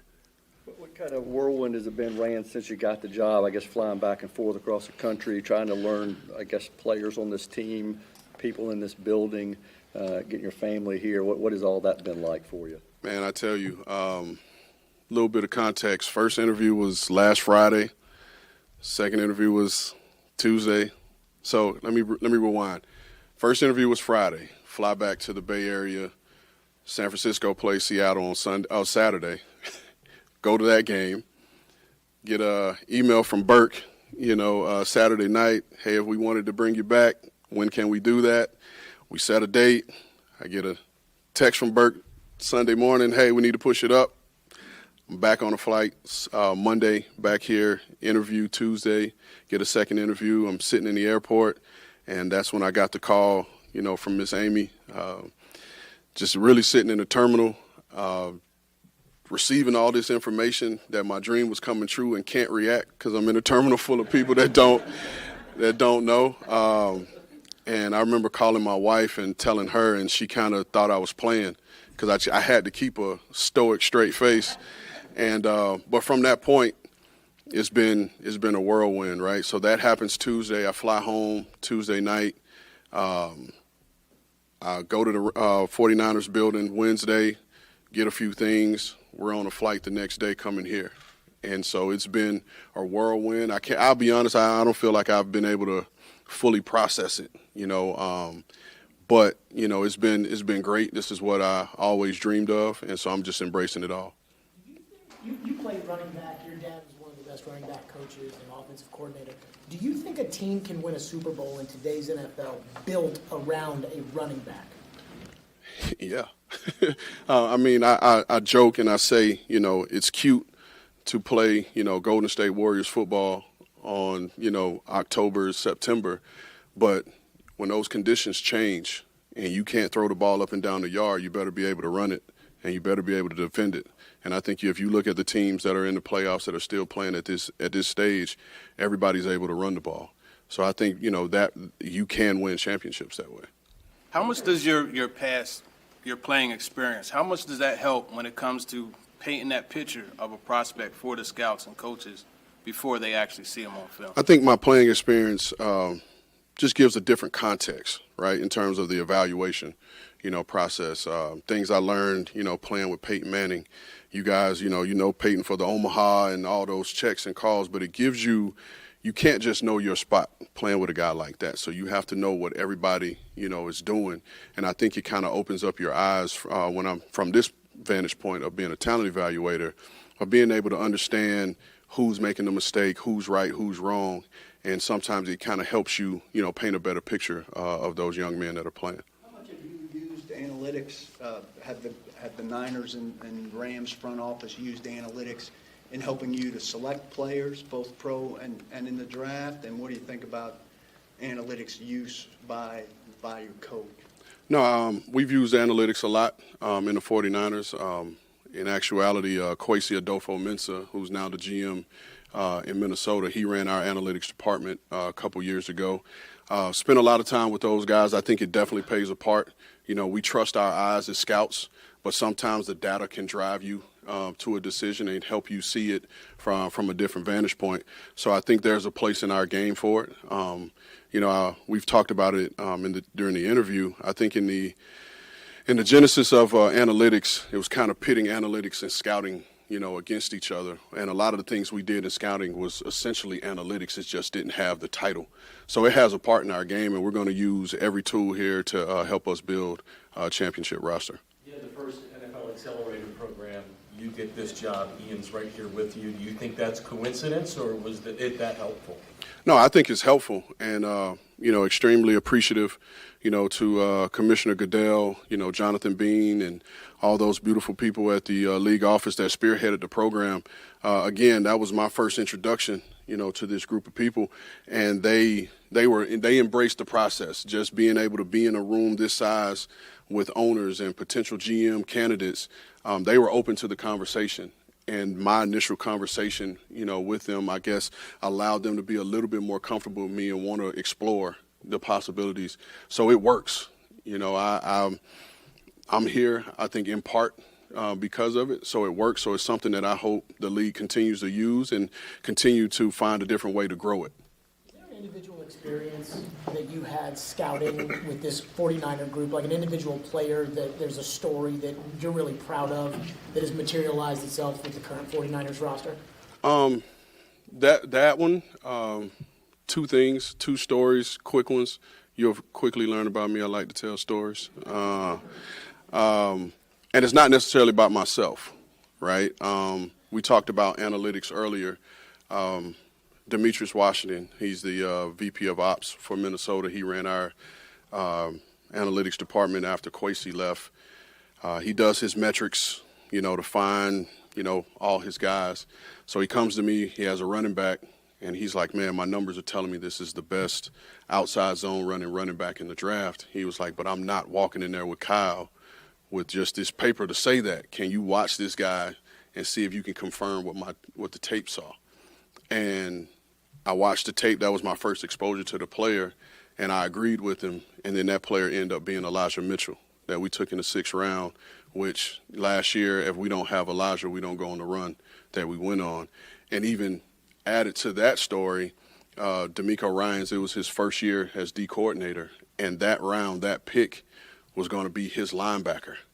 And D'Amico, when he came in the draft room, Elijah's tape was on, and he was watching Elijah, and he called Johnny Holland, our linebacker coach, up and was like, Coach, this running back is better than the linebacker we're going to pick. And so we shifted from taking a linebacker and took Elijah. And it just kind of shows to the collaboration of how that whole operation works. So those are the two that stood out.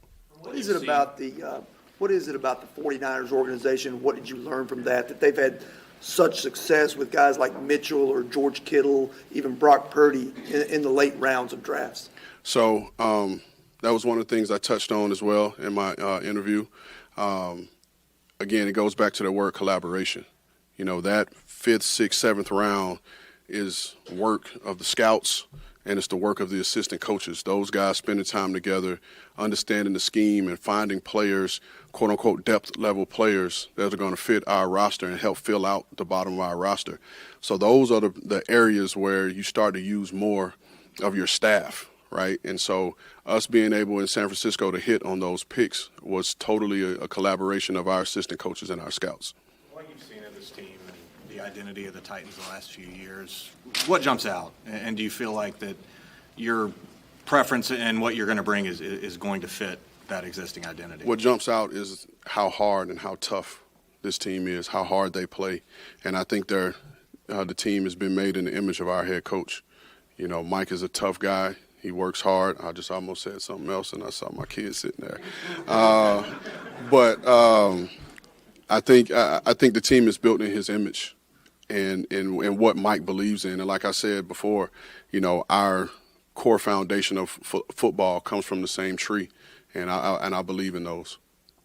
This team's been devastated by injuries the last 2 years. Did you discuss that with Mike, and how much do you envision kind of turning over every stone to see what medical department, science, analytics, all of those things tell you about how to maybe limit those as best you can in a violent sport?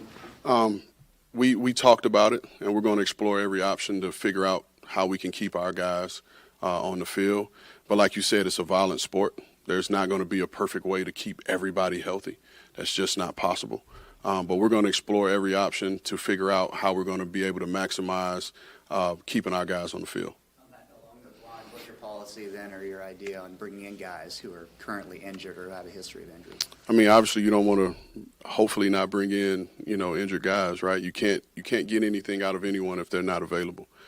So our mission is going to be to put, systems in place where we can get guys on the healthier side. But once you kick this thing off, nobody's ever 100%, again. So it'll be about, maximizing guys with where they are. Rand, how familiar are you with this roster already, and kind of walk us through the process for you the next couple of days or weeks trying to get up to speed with where this team is currently? I have a solid baseline of the team. That's a part of the interview process, right? You can't go in there and try to fake your way through the job because Miss Amy's going to ask the question and she knows the answer. So I feel good about my knowledge of the roster. But again, that's tape. I don't know the people, and that's where Vrabes and I, when we spoke, he was giving me a little insight on the people. So I think that's just as important, because I have a thing, it's not mine. I stole it from a friend. It's called a 21-3 rule. Right. So and he's in the NBA. We all have a way of seeing these players as players 24 hours a day, when in actuality they're only players while they're in your building. So I think it's just as important to know the people just as well as the player. So that's the area where with our roster I want to get to know the people, and I'm going to make a couple phone calls to a couple guys when I leave from here. And what was the second part of your question? What the process is like for you in the next couple of days and weeks, getting up to speed with where everything's at currently. Meetings and more meetings. Vrabes and I are going to continue to spend time together, continue to spend time with the scouts. Again, I'm learning their systems and processes right now for the next 4 months, learning their language. So it's going to be, time on task. So that's going to be it for the next 4 months until we find the right process that fits, our organization. It's not about what I want to come in here and do, but the scouts, they're the lifeblood of what we do. So I want to be able to put something in place that benefits them. And so we're going to continue to create that over the coming months. Have you and Mike had any discussions yet about the offensive coordinator opening, and just kind of how involved in that search do you want to be? No, like I said, man, I just got here yesterday. Just got hired on Tuesday. I'm here to help Mike in any way that he sees fit. Obviously, Mike has been here. He has a way he wants to do things, and I respect that totally. So wherever I can add value to Mike from that standpoint, I'm here for it. You got a final say on the roster, Randy? I don't think that matters because I think the word and what we truly believe here is collaborating. I think all that comes down to, in my opinion, is a matter of ego. Mike and I, we're here to work together, and we're going to bring the people in here that we see fit, and we're not going to see it the same way all the time, but he and I will have the mutual respect to be able to work through that, and we'll get the right people in here. With you being a former running back and watching Derrick Henry throughout these years, specifically the success that he's had in this organization, what are your thoughts on him as a back and now being able to be here with a guy like that? Man, it's crazy. So I've been watching Derrick since he was at Yulee, high school, Florida boy. So it's crazy to see how I remember Coach Parcells told me one time, running back is a production-based position. If you didn't get yards in high school and college, you're not getting them on this level. And if you look at Derrick's history, he got yards in high school, he got them in college, and he's got them at this level. And, more than anything, I can't wait to stand next to him to size him up, to see how big he really is in person. I guess I'm curious, who's responsible for you coming up with the blue tie and outfit, and all your kids I know are in the matching J's, and what is that like going from having everybody all in on the Falcons, the Rams, 49ers, and now the Titans? So I will give my agent Sean, he's somewhere in here, his pitch to my wife, all with Titan blue, find him a Titan blue tie. So I'm not responsible for the tie. My wife found it. The J's were also her idea. She FaceTimed me the other day, and she was like, what do you think about these? And I saw them in the kid version. So I was like, no, get me some too. I want those too. But again, honestly, man, like it's been a whirlwind. My two sons that are here, they're all in on football, and they spend a lot of time in the locker room. They spend a lot of time around the guys, and just being able to share those experiences with them. And my daughters came up as, Falcons and Rams and 49ers, and hopefully we're here for a long time, and they could officially be, Titans kids. John was executive vice president or vice president with you and Mike. Clearly defined roles. And this is a question more for Amy, I guess, but who's in charge of the football operation? Again, I'm gonna beat you guys to death with this word, collaboration. That's why I'm here, because Miss Amy sees me as a collaborator. So we're here to collaborate. We're here to build this thing together. I think so many times in our game, we're trying to fit people into boxes, and that's just, in my mind, that's archaic. We have to create a free-flowing environment, and that's not only with Mike and I downstairs, but it's with the people upstairs, too. So it's got to be a free-flowing, collaborative effort, and I understand, you got a job to do to, define these things, but we're truly going to collaborate. And so I don't think it matters who's over football operations, the kitchen staff or whatever. Our job is to build the best building possible, and we're going to do that. We saw you come in, it obviously made an impression on you, that entrance. How about your family? What did that mean to them?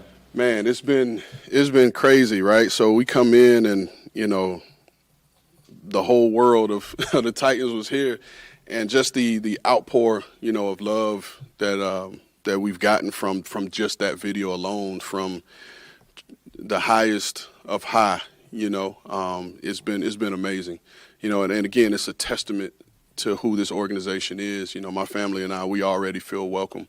We already feel a part of it. And honestly, man, my wife asked me last night, like, how could I try to remain so cool under that environment? But looking up and seeing all those people feeling the applause, that motivated me.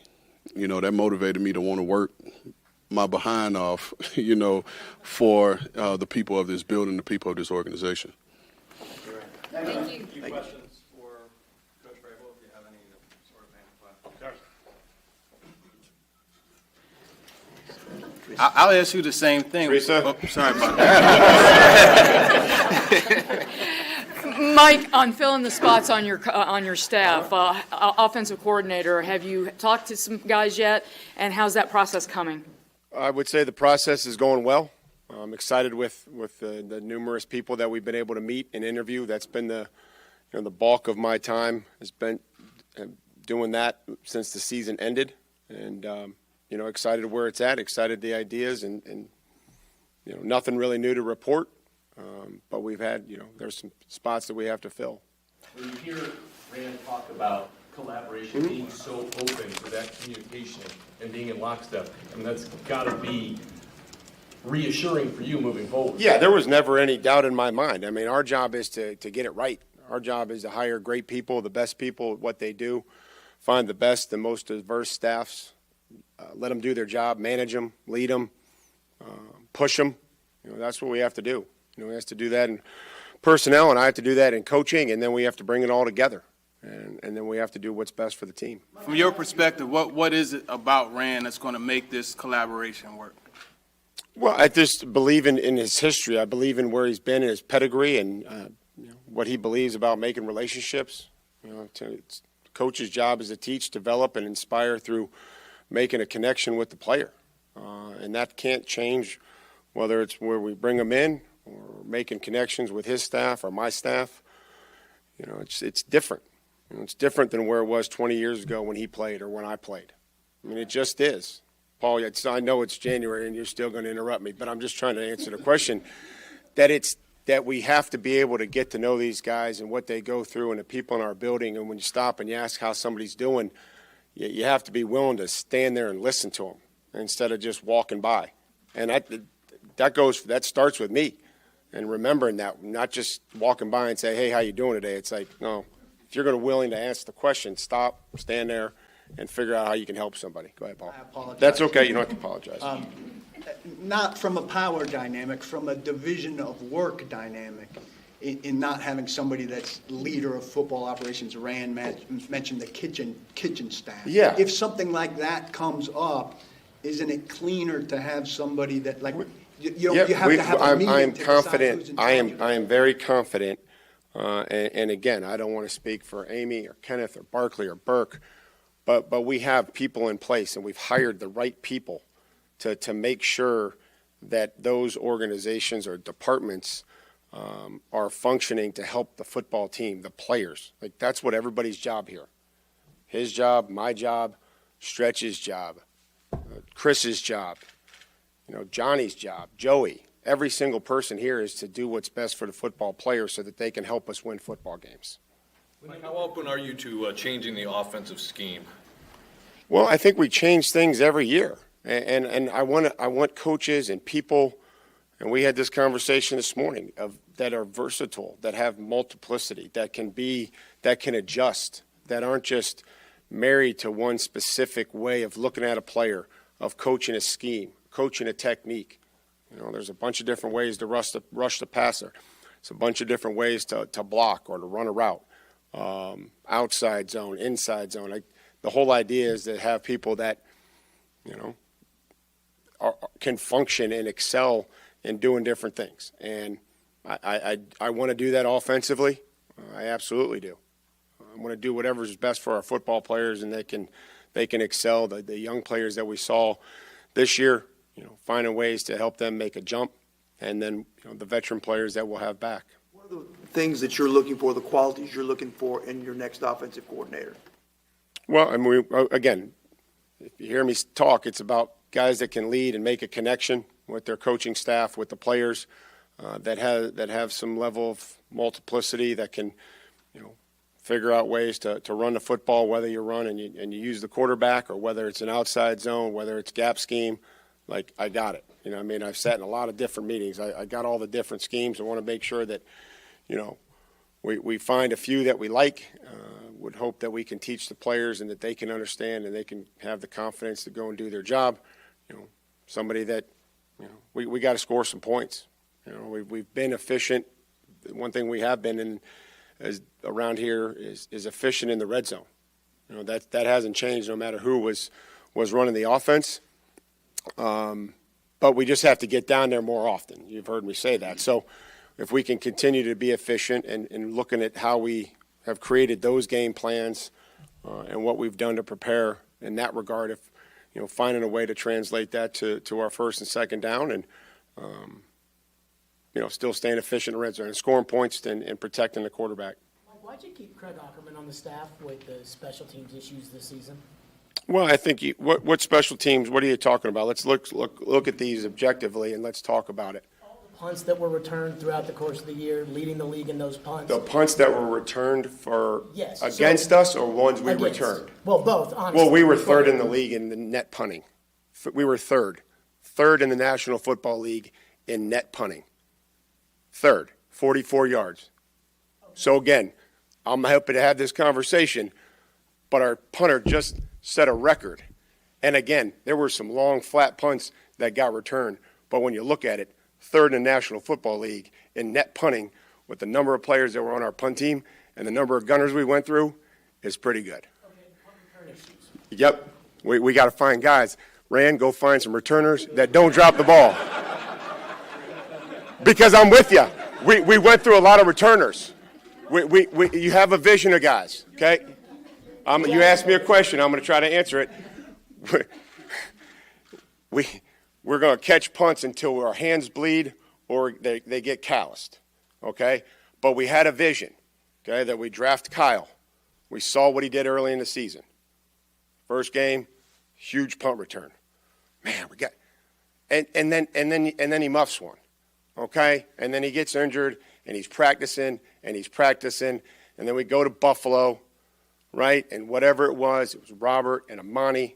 Like, I can relive this. I would rather not. We got to find somebody that we can trust back there. But I can't put that on Craig Ackerman when I see the amount of time that we spend catching punts. Like, we go through more jugs machines than anybody. Okay, I get it. We got to make sure we take care of the ball. But I can't say that that's Craig Ackerman when I'm evaluating everything that we're doing. Like when you look at Mark Myers, fast, physical, diverse, these are all things you talk about. How important is that when you bring in Rand and Well, I think it's, I want to hear about, these guys, and we both love, the majority of people can kind of figure out the top players are the top players, like top 100. But where all my excitement comes in is the 7th round, a late draft. Like we've had some really good, we all have. And where his experience or where I've been is trying to, we see it the exact same way. Let the scout and the position coach come together and act like Mike and Rand throughout the draft. They can go, they can fit their board. Here's our undrafted guys. If they pass through the draft, hey, Rand, here's how you can help us. Vrabes, here's how you can help us, and we will support that.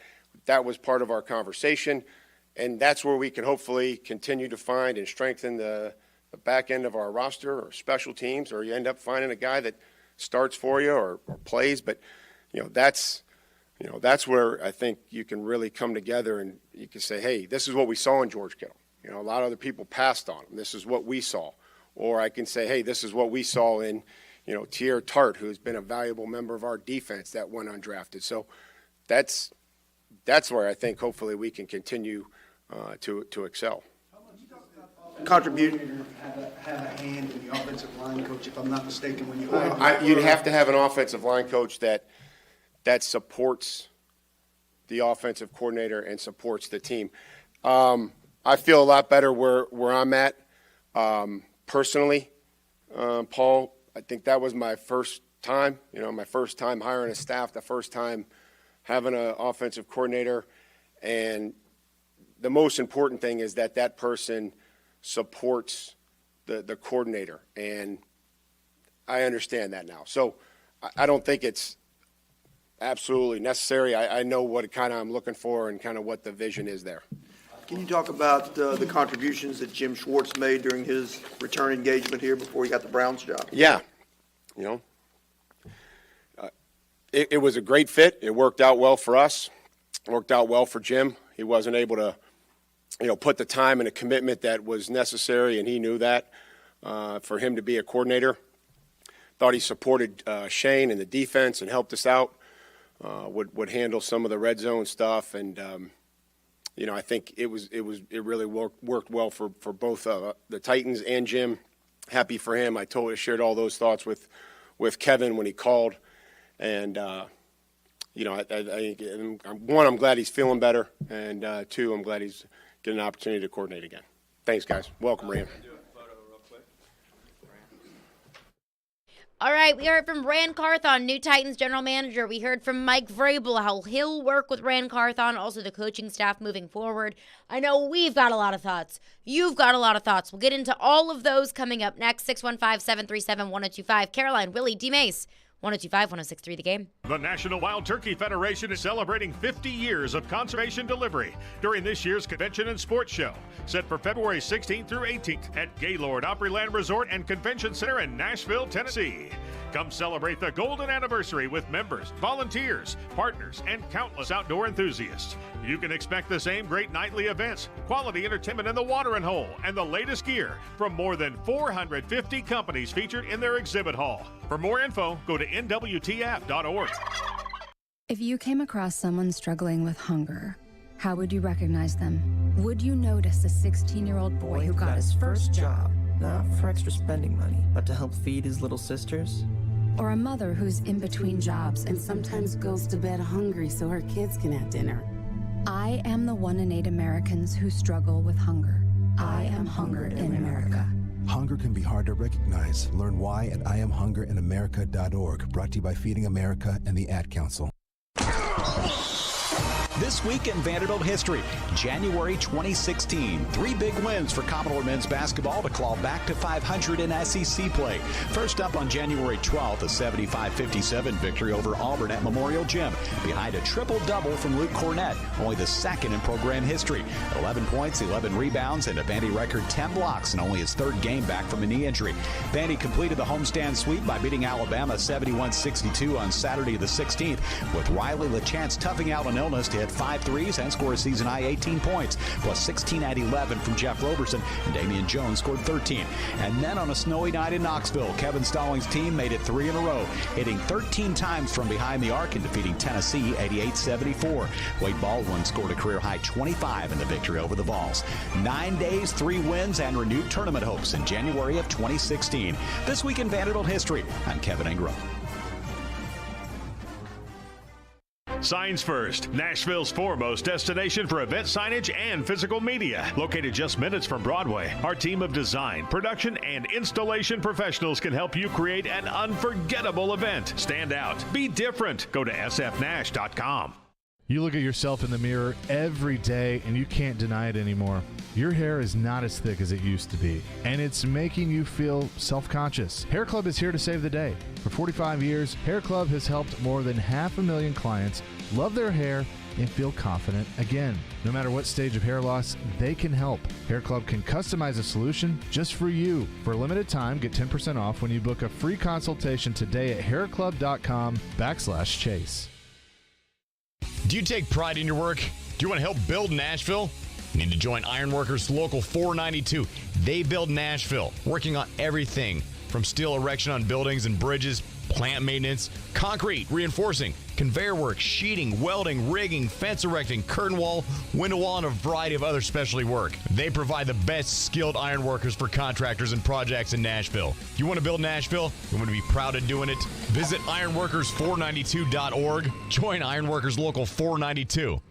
Will They Find a Home? Sponsored by Geico. Susan has always wanted to live in a chateau. I like a certain je ne sais quoi. While Jake is more into the Cape Cod style home. It's a classic look. Compromise is tough, but these two won't have to compromise when they bundle home and car insurance with Geico. It's easy, and they could save even more. In the end, Susan and Jake found a Cape Cod style home where they will only speak French. Bonjour, je t'aime, merci beaucoup, and cordon bleu. You'll get better with time. Bundling without compromise at geico.com.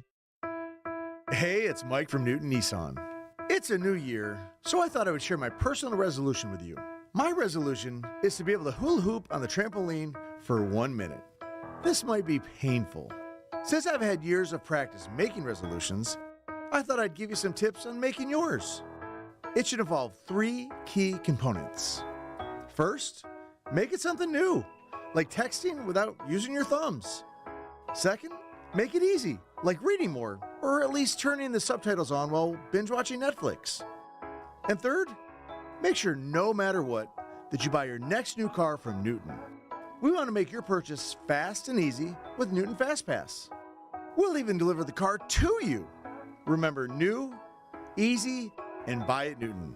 I have a feeling this next year is going to be great. Shop at newtonnissan.com to start your resolution today. See website for details. Put your resolutions in writing. Hey, it's Jared with my friends at Hiller. Kick off the new year with new upgrades for your home. This month, when you buy something you need for your home, Hiller will give you something you want. Pick your prize. Get a free 55-inch TV, Apple iPad, Solo Stove, or Nintendo Switch when you purchase new whole home generators or select new HVAC systems. Or a free 55-inch TV, Nintendo Switch, or Solo Stove when you upgrade to a new tankless water heater. There's no better time to take care of necessary home replacements, so call Hiller. That's Hiller Plumbing, Heating, Cooling, and Electrical. Call the Happy Face Truck today. Joe Exoder here for FanDuel Sportsbook. The NFL playoffs are heating up, folks, and with FanDuel, every play is a rush. New customers join today so you can bet the divisional round with $150 in free bets guaranteed when you place your first $5 bet. Just sign up with promo code Joe102. If I'm looking at the AFC playoffs this week, I like the home teams. I like the Chiefs, certainly against the Jags. I like the Bills against the Bengals, though the Bengals have had some incredible luck in the last couple of postseasons. I think that comes to an end this week. You do whatever you want. You do it on America's #1 sports book.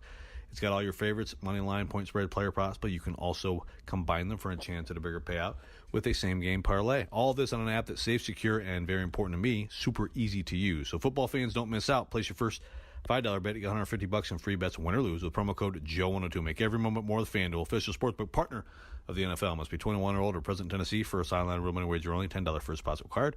Bonus issued is now available free bets, expiring 14 days. Restrictions apply. See terms at sportsbook.fanduel.com. Gambling problem? Call the Tennessee Red Line, 800-889-9789.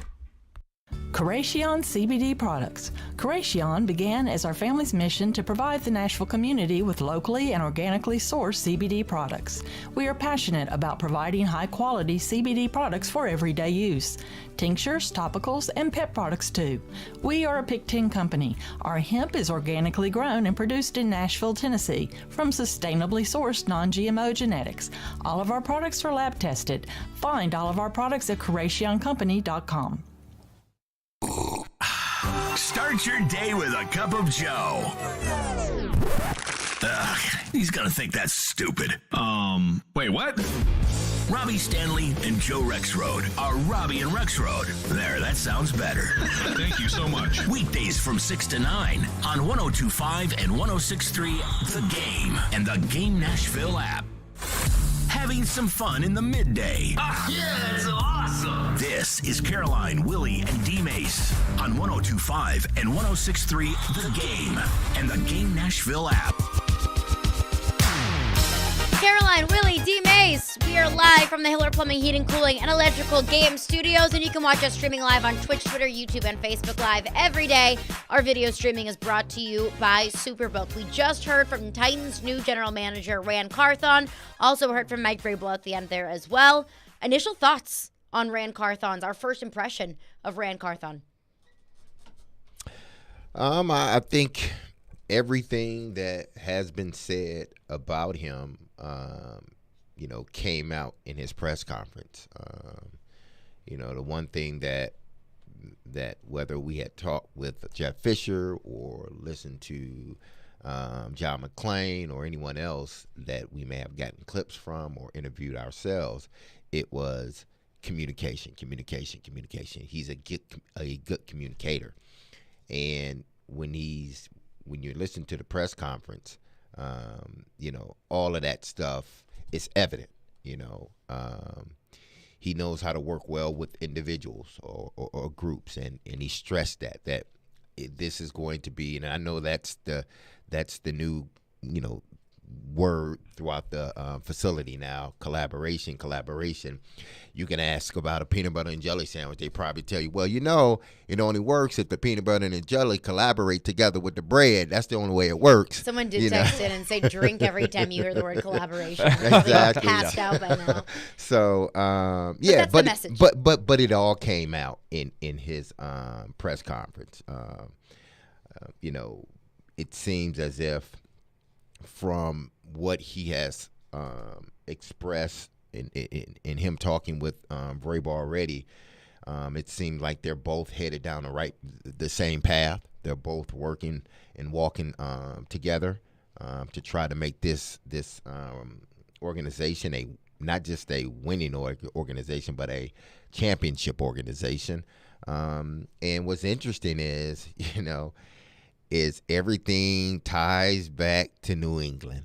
Everything ties back to New England. So that's not a bad thing because New England won 7 championships in the process, or six.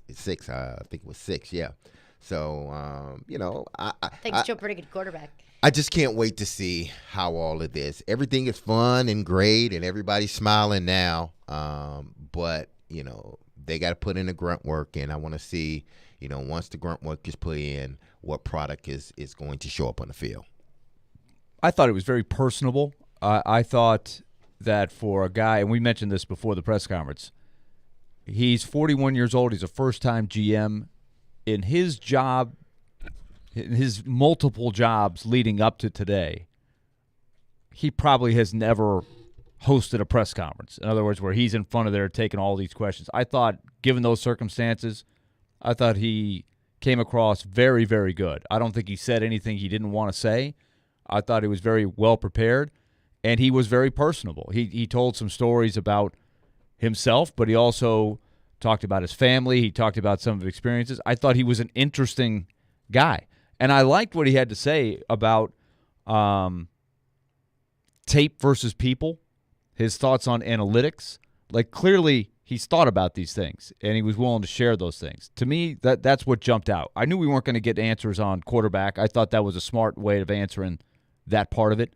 But I do think we got a glimpse of his foundation, right, where he's come from, what this means to him. His answer was ready on the historic part of this, right? And I thought it was a good balance. He understands the historic part of this, right? He knows the significance of him being hired today, and he thanked the people in the accelerator program. Regardless of color, I want to be the best. I want to be a great GM. I thought that was a very well thought out answer to a complex question, a question that's on a lot of people's minds.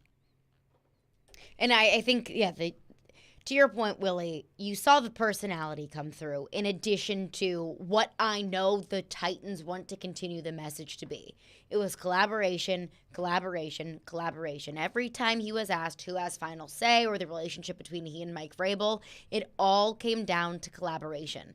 That makes me wonder how much this organization was maybe lacking that in the past. It was something that Mike Vrabel touched on. If we want the coaches and the scouts to be aligned, we want them to be aligned just as much as Rand and I are aligned to make sure that that organization is a well-oiled machine. Like Rand Carthon mentioning, the analytics guy said, hey, this guy looks really good. What do your football eyes say about it? Yes. That everything is going to be hand in hand, ideally. And to your point, D-Mace, right now, today on January 20th, on his first day on the job, all of that is really easy to say now. We're going to work together. We're going to collaborate. We're going to make sure that we're hand in hand. Mike Vrabel and Rand Carthon both mentioned, hey, our philosophy as football guys, it all comes from the same place. They all stem from the same root of the New England Patriots organization. And he even mentioned a quote that is almost verbatim what Bill Belichick always says, is we don't want to collect talent. We want to build a team of individuals. We don't want to just, build off of, one really good player here or one really talented player here. We need to be a cohesive unit. So that's kind of a trickle-down process of it starts with us. It starts with the collaboration between the GM and the coach, and then it trickles down to the coaching staff. It trickles down to the scouting staff, the analytics staff, and all the way to the bottom. But there was one big thing that really stood out to me based off of what I think is Rand Carthon's, or should be Rand Carthon's, 1A bullet on his list of things to do. We'll get into that coming up next. Plus, I see your phones. I see your thoughts. Want to get your opinions on the Rand Carthon press conference as well. 615-737-1025. Caroline, Willie, D-Mace, 1025, 1063, The Game. You love the game. Predators win it in overtime. Touchdown, Tennessee. We live the game. My quarterback needs me to step up. He can make a defense pay. We are 1, 2, 3, 4. I think it was a good game. You had a couple of big plays. The Game.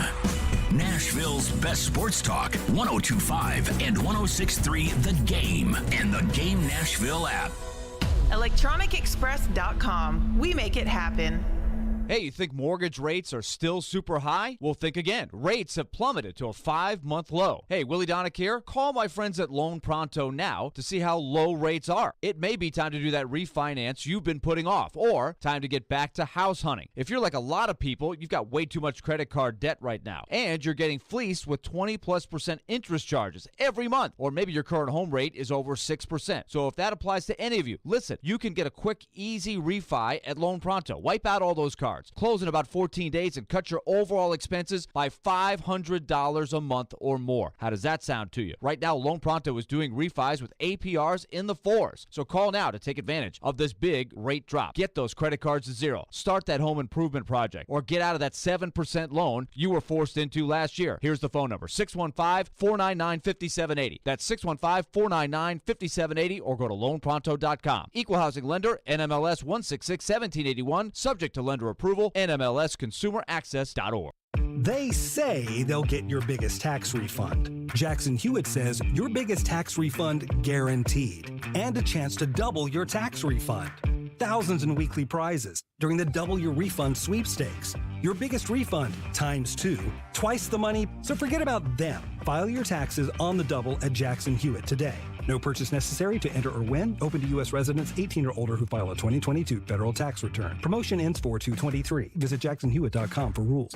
Your Game Center update. Titans new general manager Rand Carthon addressed the media today at noon. He shared his comments on what he plans to do with this roster and collab with head coach Mike Vrabel. But in our conversation that we had the other day, again, like I said before, our grassroots, foundation of football comes from a similar place, and we see the game, the same way. And so I'm just excited to, learn those systems, the offensive system, defensive system, and special team system that he's put in place. And the Nashville Predators fell 5-2 last night in St. Louis.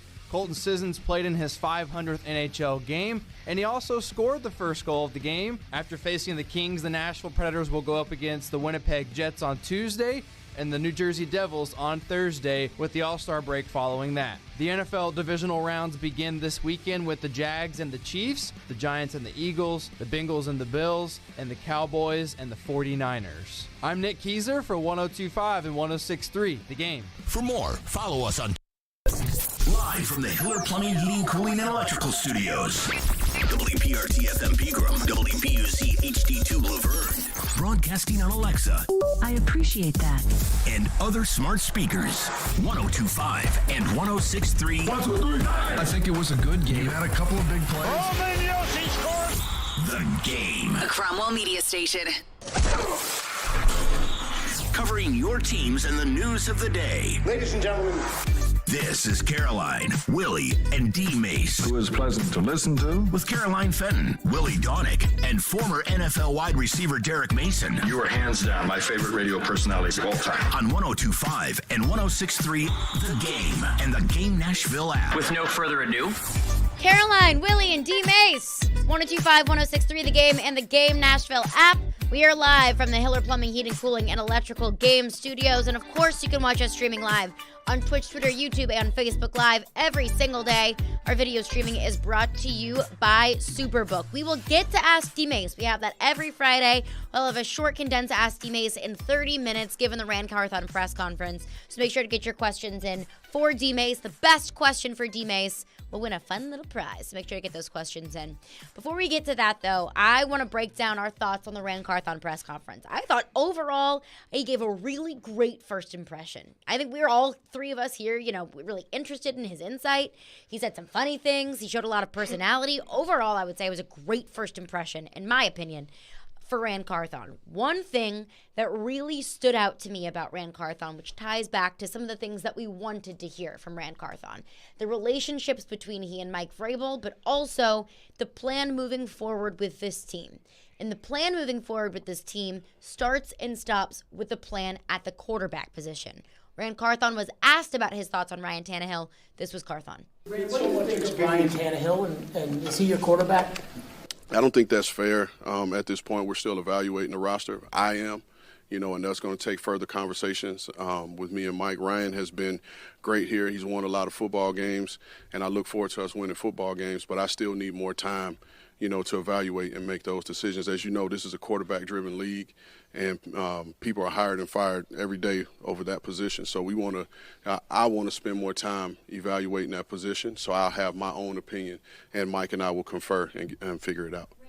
Okay, so I knew that question was going to be answered by somebody. And I kind of figured that was going to be the response from Rand Carthon is, hey, we still have got a lot of time to evaluate. But I think that the fact that Rand Carthon did not say definitively how he felt about Ryan Tannehill or how this team is going to move forward, I think speaks volumes. Let's say the Cincinnati Bengals get a new general manager, and that general manager asks, how do you feel about Joe Burrow being the quarterback? I don't think that general manager would say, I just got here, I need to evaluate the roster, I need to evaluate the quarterback. You know who the Cincinnati Bengals quarterback is going to be moving forward. The fact that Rand Carthon says, hey, I still need to evaluate, he's not saying that Ryan Tannehill is going to be the quarterback or is not going to be the quarterback. But the fact that he still has to evaluate, I think that leaves everything wide open for where this franchise and where this team is going to go in 2023. Yeah, Ryan has done a wonderful job for this team coming in, and he's won a lot of games, and unfortunately he's been a part of some losing games, more in particular the Cincinnati game. But this past season, I think when he was healthy, he played well. It wasn't because of him that this season ended up the way it did. But even with that, I think moving forward. I'm going to continue to pound the desk. They need a quarterback. They don't have one on their roster that can lead them in the future at this point. And it's going to be very imperative that they find them one ASAP. Again, because if you look at the landscape of the AFC, just the AFC alone, there are at least 4 teams ahead of you right now that have their quarterbacks. And there's 2 more in your division that potentially will get their quarterback this year. You can't continue sitting back and saying Ryan will be okay.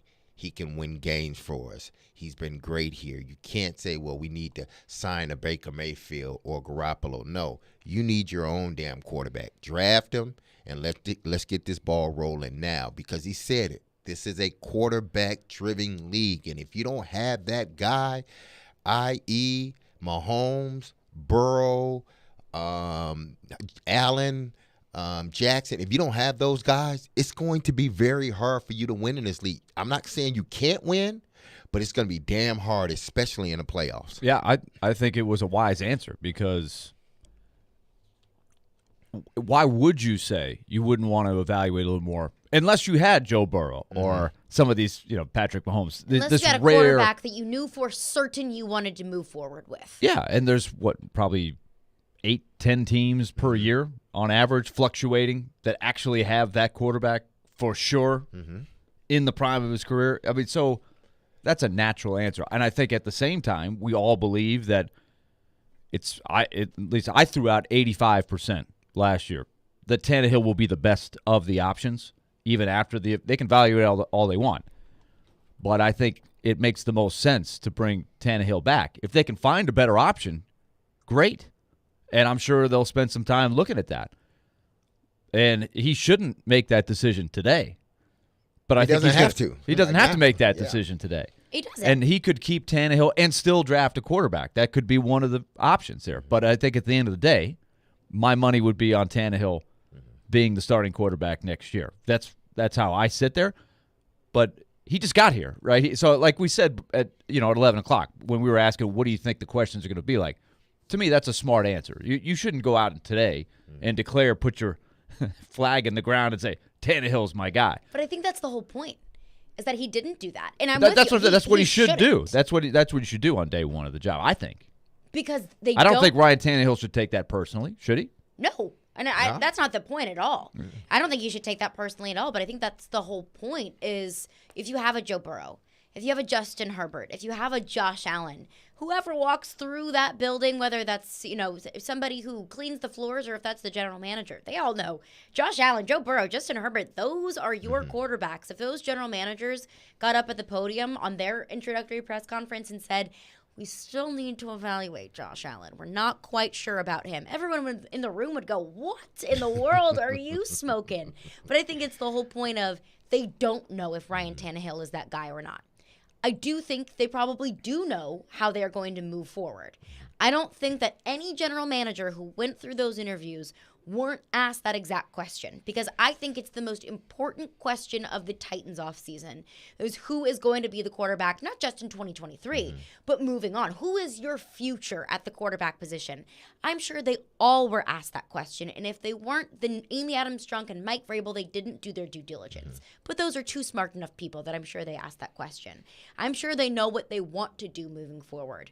But the fact that they are not putting their flag in the sand about Ryan Tannehill today, I think is telling.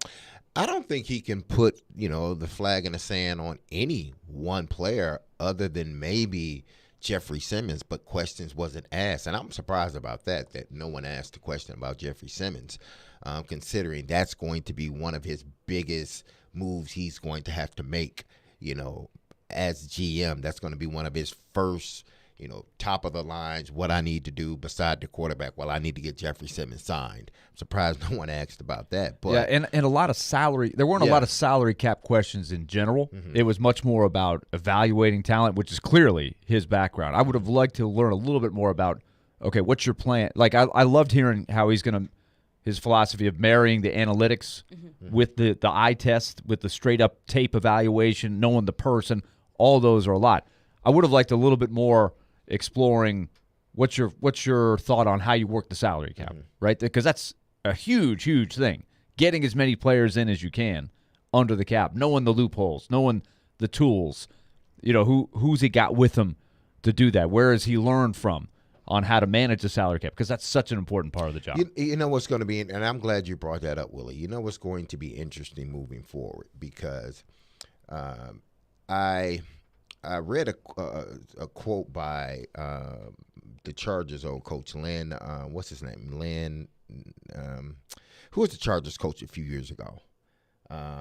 From the Broncos? Yeah, Chargers. Well, he was a player for the Broncos. Yeah, and then became the coach of the Chargers. Yeah, right? Lynn, whatever it was. But he said the difference between when I was coaching with the Chargers and now I'm with the San Francisco 49ers is that they do whatever they need to do to build a championship team. And that means, to me, one of the things they do is spend the money correctly, or spend the money. Or if you're close to the cap, the owner coming out of their pocket and say, we need these few guys. I'm willing to, You're talking about Anthony Lynn. Anthony Lynn. Yeah. I'm willing to do whatever I need to do as an owner to make sure we get these people. I know what my salary cap looks like, but I'm going to come out of pocket on this one.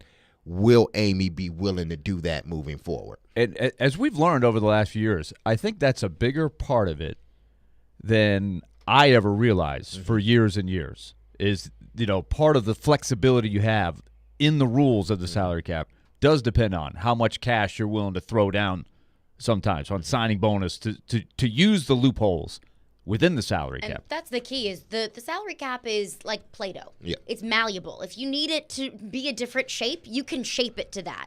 The difference is the cash, because Amy Adams Strunk is going to have to write a check for those signing bonuses, that guaranteed money. So that's the real thing that matters, is the owner's money and how much she's willing to give up front. But Rand Carthon says, hey, we still need to evaluate Ryan Tannehill, but there is one thing for certain that he knows, and we'll get into that coming up next. It's Caroline, Willie, D. Mace, 102.5, 106.3 The Game. The college football season never stops.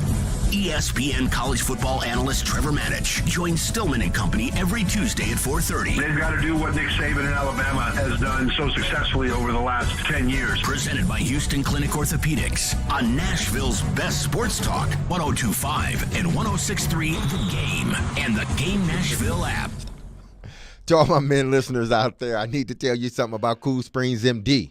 If you're over 49, like I am, well, right at 49, but even if you're younger than 49, over the years, more men started to seek help for hormone deficiencies and imbalances. Dr. Jeffrey Lodge, along with his wife Daphne, give their experienced staff, give the men the treatment required to have a healthy quality of life, with that. Cool Springs MD Services have already helped many men of Brentwood, Nashville, and the surrounding areas in Tennessee with improving their immune systems, energy levels, cognitive functions, and more. They are there to connect you with the medical care you require to have a healthy and enriched life. And so there's no better time now to achieve a healthy lifestyle, man. What are you waiting for? Do like I did. Give Cool Springs MD a call today. And here's the number to make your appointment. 615-486-3458. That's 615-486-3458. Or visit their website at coolspringsmd.com. At Genesis Diamonds, it's not just a new year. It's a new opportunity to bring you more choices, more value, more ways to celebrate your love. So we've expanded our selection of exquisite hand-picked diamonds from a half carat to 15 carats, all shapes, all sizes, all at our famous no middleman prices. This year especially, we know price matters, and we're committed to delivering the best value every day. We've also brought in even more exclusive designer jewelry, new cutting-edge fashion-forward rings, earrings, bands, bracelets, pendants, things you can't find anywhere else. And of course, Genesis is proud to offer a truly spectacular collection of luxury pre-owned Rolex timepieces. We have all the most popular models in stock with no wait list and no restrictions. Is this the year you reward yourself with a premier name and timepieces? Come to Genesis in 2023 and let our non-commissioned experts help you celebrate those important milestones. We guarantee the best value, the highest quality, and the strongest warranties and guarantees in the jewelry industry. Genesis Diamonds and luxury pre-owned Rolexes. If you missed the latest from Stillman and Company. If I own the team, that doesn't mean we wouldn't have backup plans. But that means that the number one priority would be Brady. You all can tell me Brady's too old. You did it 3 years ago. You all can tell me he'll never be the same. I felt that way when Peyton Manning had his neck surgeries and Bud Adams wanted to go get him. And Peyton wasn't going to come here, but at least they kind of half tried to get Peyton Manning here. Peyton Manning went on to win the MVP in Denver and also won a Super Bowl and played another. I'm not ready to give up on Brady. I don't think Brady's ready to give up on the game. Maybe he is. That's his decision to make. But if I owned the Titans today, my decision would be I want Tom Brady. No ifs, ands, or buts. Stillman and Company, weekdays from 2 to 6 on 102.5 and 106.3 The Game and the Game Nashville app. Want to see our smiling faces? You can watch us on Twitch, Twitter, YouTube, and Facebook Live. We are good to go. Presented by Superbook Sports, voted #1 sportsbook in Vegas. This is Caroline, Willie, and D-Mace on 102.5 and 106.3 The Game and the Game Nashville app. You played running back. Your dad was one of the best running back coaches and offensive coordinator. Do you think a team can win a Super Bowl in today's NFL built around a running back? Yeah. I joke and I say, it's cute to play, Golden State Warriors football on, October, September, but when those conditions change and you can't throw the ball up and down the yard, you better be able to run it and you better be able to defend it. And I think if you look at the teams that are in the playoffs that are still playing at this stage, everybody's able to run the ball. So I think, that you can win championships that way. There you go. That was Titans' new general manager, Ran Carthon, in his introductory press conference. And the biggest question that everybody wants to know is, what's the plan for the Titans moving forward? Do you rebuild? Do you run it back? All of those questions depend on two key individuals. One, Ryan Tannehill. Who's your quarterback moving forward? Two, Derrick Henry. Do you run it back with Derrick Henry? Does this continue to be a very run-first team? Ran Carthon telling you right there, you absolutely can win a Super Bowl running the football. You have to run the football. So is that with Derrick Henry or is it not? That's the question. And I'll tell you what, we were just talking about this during the break. It's an excellent question because it ties into what we were also talking about in our last segment, and that is, how do you apply your funds in the salary cap? Derrick Henry, we know, is a tremendous football player. He's one of the best of his era. Borderline Hall of Fame. He's a Super Bowl back. If he has another year or two like this, how could you not say he's in the Hall of Fame? But there is a difference between saying you have to be able to run the ball and Jared's question, which is, can you build around a running back? Is that the smartest way to build a running attack? Let's look at the 49ers the last several seasons. Leading rusher. This year it's Christian McCaffrey, acquired in the middle of the season. Last year, Elijah Mitchell. The year before that, Jeff Wilson. Year before that, Raheem Mostert. Year before that, Matt Breida. Year before that, Carlos Hyde. So that is 6 running backs in 6 years that have led them in rush. And if you look, all those guys were pretty good, for that year.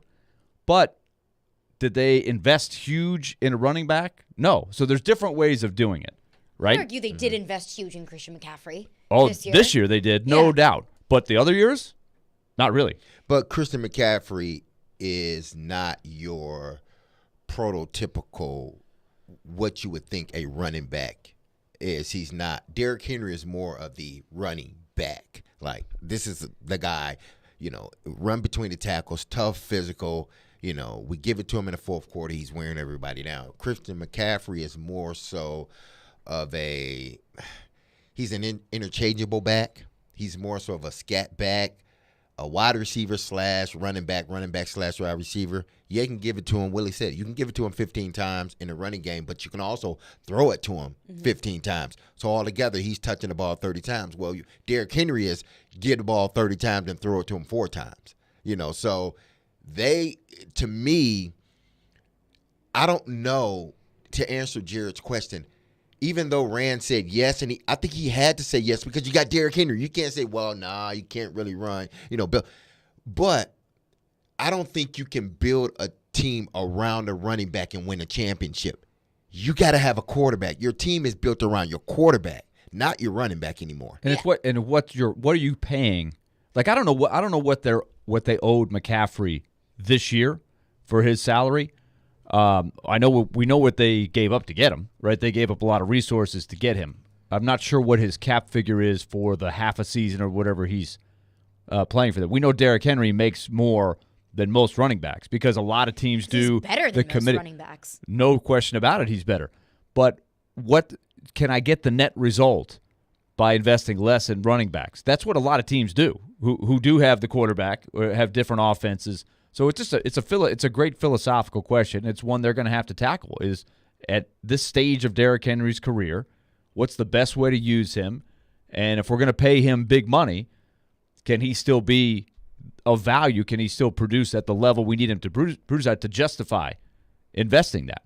And I think overall, the philosophy or the macro perspective of that answer from Rand Carthon's belief that you have to run the football to win a Super Bowl, that he believes, when it's 10 degrees in Buffalo and it's snowing, you got to rely on your running back. I think it's more so the philosophy of we have to invest in the run game. That this can't just be a pass heavy, Patrick Mahomes throwing for 450 yards, Tom Brady throwing it 66 times a game. Then you get into the minutia of, is it a running back by committee? Do you stick with Derrick Henry because Derrick Henry is the kind of back that can lead you to a Super Bowl? I think those are all more specific questions.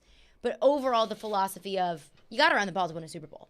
Yeah, you're going to have to, and he's right. But, if you look at this team, they've built this team around Derrick Henry, and rightfully so. But have they won a championship doing that? No, they have not. Did they come close one year? Absolutely, AFC Championship game. But when they tried to do it that way, build around your running back, it didn't work out. Why? Because everybody else is building around their quarterback.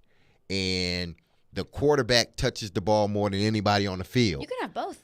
Yeah, you can have both, but the Titans didn't have both. And neither have the 49ers. That's the other thing that's unique about what the 49ers have done. They've won But they quite haven't a won a championship either. Nope. They've gotten to a Super Bowl, and they've had some good years. They've also had some bad years. I mean, remember Garoppolo got hurt, and they went 6-10 in 2020. They had a bad year. So 13-3, then 6-10, then 10-7 last year, but they had a nice postseason, right? They won against Dallas, and then they played the Rams very tough.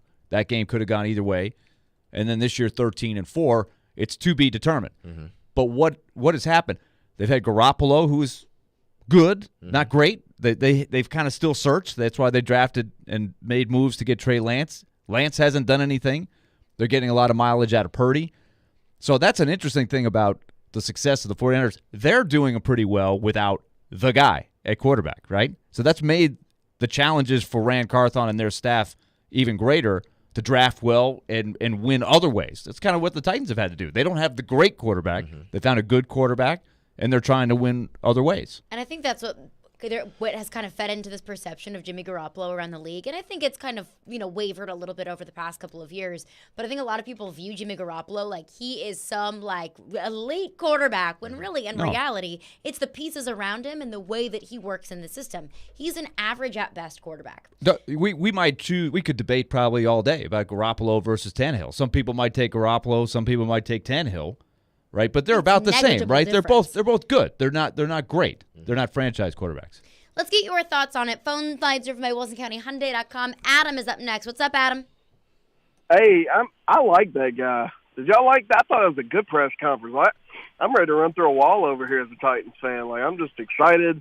I like the answers he gave. I like that he said, hey, it's about Vrabel. Vrabel tells me what he wants to do, and I'm going to go find dudes for him. And even Jared's question, I know he fired on Jared a little bit, Vrabel did, but even him saying, hey, yeah, you're right, we don't have good enough returners, hey, go find me some returners. I think the dynamic between dudes like that is going to be pretty good because it seems like Rand Carthon, he's not as far along in the GM, experience to know that you're supposed to, avoid certain questions. So it looks like he's going to hit these questions head on, which is pretty awesome. But I don't know. It just seems like he seems very genuine. He seems genuine. He's got his family there. He's like, my family's what got me here. I don't care about being the first. Well, I guess he said he just learned he was the first ever black GM, but he's like, I want to be the best GM in the league. Everything that dude was saying sounded good to me as a fan. Yeah, thanks for your call, Adam. Yeah. Yeah, I think that it was a very genuine press conference. I think you saw a good bit of personality to the point of he hasn't really been a GM, so he doesn't know how to dodge questions. He got plenty of media training, but I think that this was a rather, an environment where he could have been as transparent as he would have liked, and I think he was awfully transparent, but also that he had some media training of go back to collaboration, go back to working together with Mike Vrabel, and I'll always go back to today, right now. It is going to feel like, Mike Vrabel and Rand Carthon are going to work together and it's going to work really well. I have no reason to believe that it won't. But what is going to happen when there comes a day where it's inevitable that there is a disagreement? And that's not a negative thing, but there is a disagreement. Then what's next? But today, right now, it all seems great. Well, he won round one, which was the press conference. Yep. And I expected him to win round one. And he was honest, or as honest as he could be under these circumstances, because they don't want you to, there's some questions he just can't really dive into, but he was transparent, and he does care that, he's the first black GM of this franchise history, but he's not going to just lean on that alone. He said, listen, I am here because of other guys that came before me. I'm standing on their shoulders. They are the reason that I, as a black man, is in this position. And I want to make sure that I do my job in such a way that other qualified black men or women that want to be GMs in this league, they can be GMs and they're not passed over or anything else. So that did mean a lot to him. Mm-hmm. But again, he just wants to be the best GM because he knows if he's the best GM, that other stuff will come along with it. Ask D. Mace coming up next. Get your questions in for D. Mace. Your thoughts on the Rand Carthon press conference. Anything is on the table. We'll get into that coming up next. 615-737-1025. Caroline, Willie, D. Mace. 1025, 1063 The Game. Hi, I'm Jussi Saros. And this is Smashville. Now here's a try off to the side. What a stop made by Jussi Saros there. Unreal. You're listening to the flagship of the Nashville Predators radio network. ESPN 1025 The Game. At Genesis Diamonds, it's not just a new year. It's a new opportunity to bring you more choices, more value, more ways to celebrate your love. So we've expanded our selection of exquisite hand-picked diamonds from a half carat to 15 carats, all shapes, all sizes, all at our famous no middleman prices. This year especially, we know price matters, and we're committed to delivering the best value every day. We've also brought in even more exclusive designer jewelry, new cutting-edge fashion-forward rings, earrings, bands, bracelets, pendants, things you can't find anywhere else. And of course, Genesis is proud to offer a truly spectacular collection of luxury pre-owned Rolex timepieces. We have all the most popular models in stock with no wait list and no restrictions. Is this the year you reward yourself with a premier name and timepieces? Come to Genesis in 2023 and let our non-commissioned experts help you celebrate those important milestones. We guarantee the best value, the highest quality, and the strongest warranties and guarantees in the jewelry industry. Genesis Diamonds and luxury pre-owned Rolexes. Okay, time to tell you about Lee Company. The Predators back in action for a very pivotal game against the L.A. Kings tomorrow night.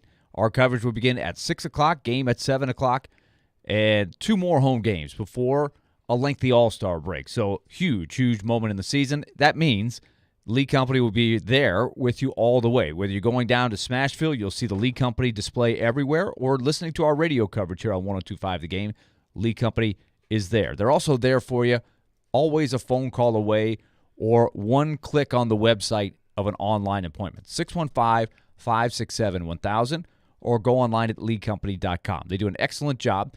The home maintenance plan is the best way to go. But look, if you just got an issue with maintenance, heater goes out, hot water goes out, all of those things, you got an issue, call Lee Company. They're just ready for you at all times. 615-567-1000 or leecompany.com. At home or at work, Lee Company. Let their decades of expertise go to work for you. Finding great candidates to hire can be like, well, trying to find a needle in a haystack. Sure, you can post your job to some job board, but then all you can do is hope the right person comes along, which is why you should try ZipRecruiter for free at ziprecruiter.com/radio. ZipRecruiter doesn't depend on candidates finding you. It finds them for you. Its powerful technology identifies people with the right experience and actively invites them to apply to your job. You get qualified candidates fast. So while other companies might deliver a lot of hay, ZipRecruiter finds you what you're looking for. The needle in the haystack. See why 4 out of 5 employers who post a job on ZipRecruiter get a quality candidate within the first day. ZipRecruiter, the smartest way to hire. And right now, you can try ZipRecruiter for free. That's right, free at ZipRecruiter.com/radio. That's ZipRecruiter.com/radio. ZipRecruiter.com/radio. Bar Lines in the Omni Nashville Hotel. Hey Nashville, it's Chef Philip at Bar Lines at the Omni Hotel. Come try our new Nashville hot fish and chips. Beer battered black cod served over crispy fries or tots with Omni's own Nashville hot season blend. Served with chipotle slaw and malt vinegar tartar sauce. Attending an event downtown? Dine at Bar Lines in the Omni Nashville Hotel.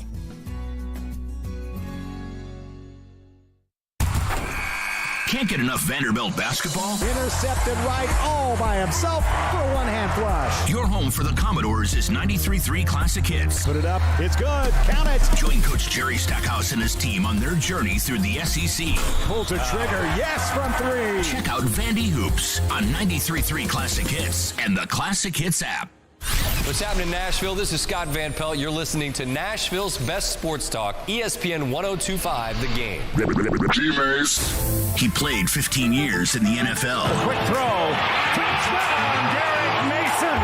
He had over 12,000 receiving yards. Midfield, and there he goes. 80 yards for the touchdown. And now you can ask him anything.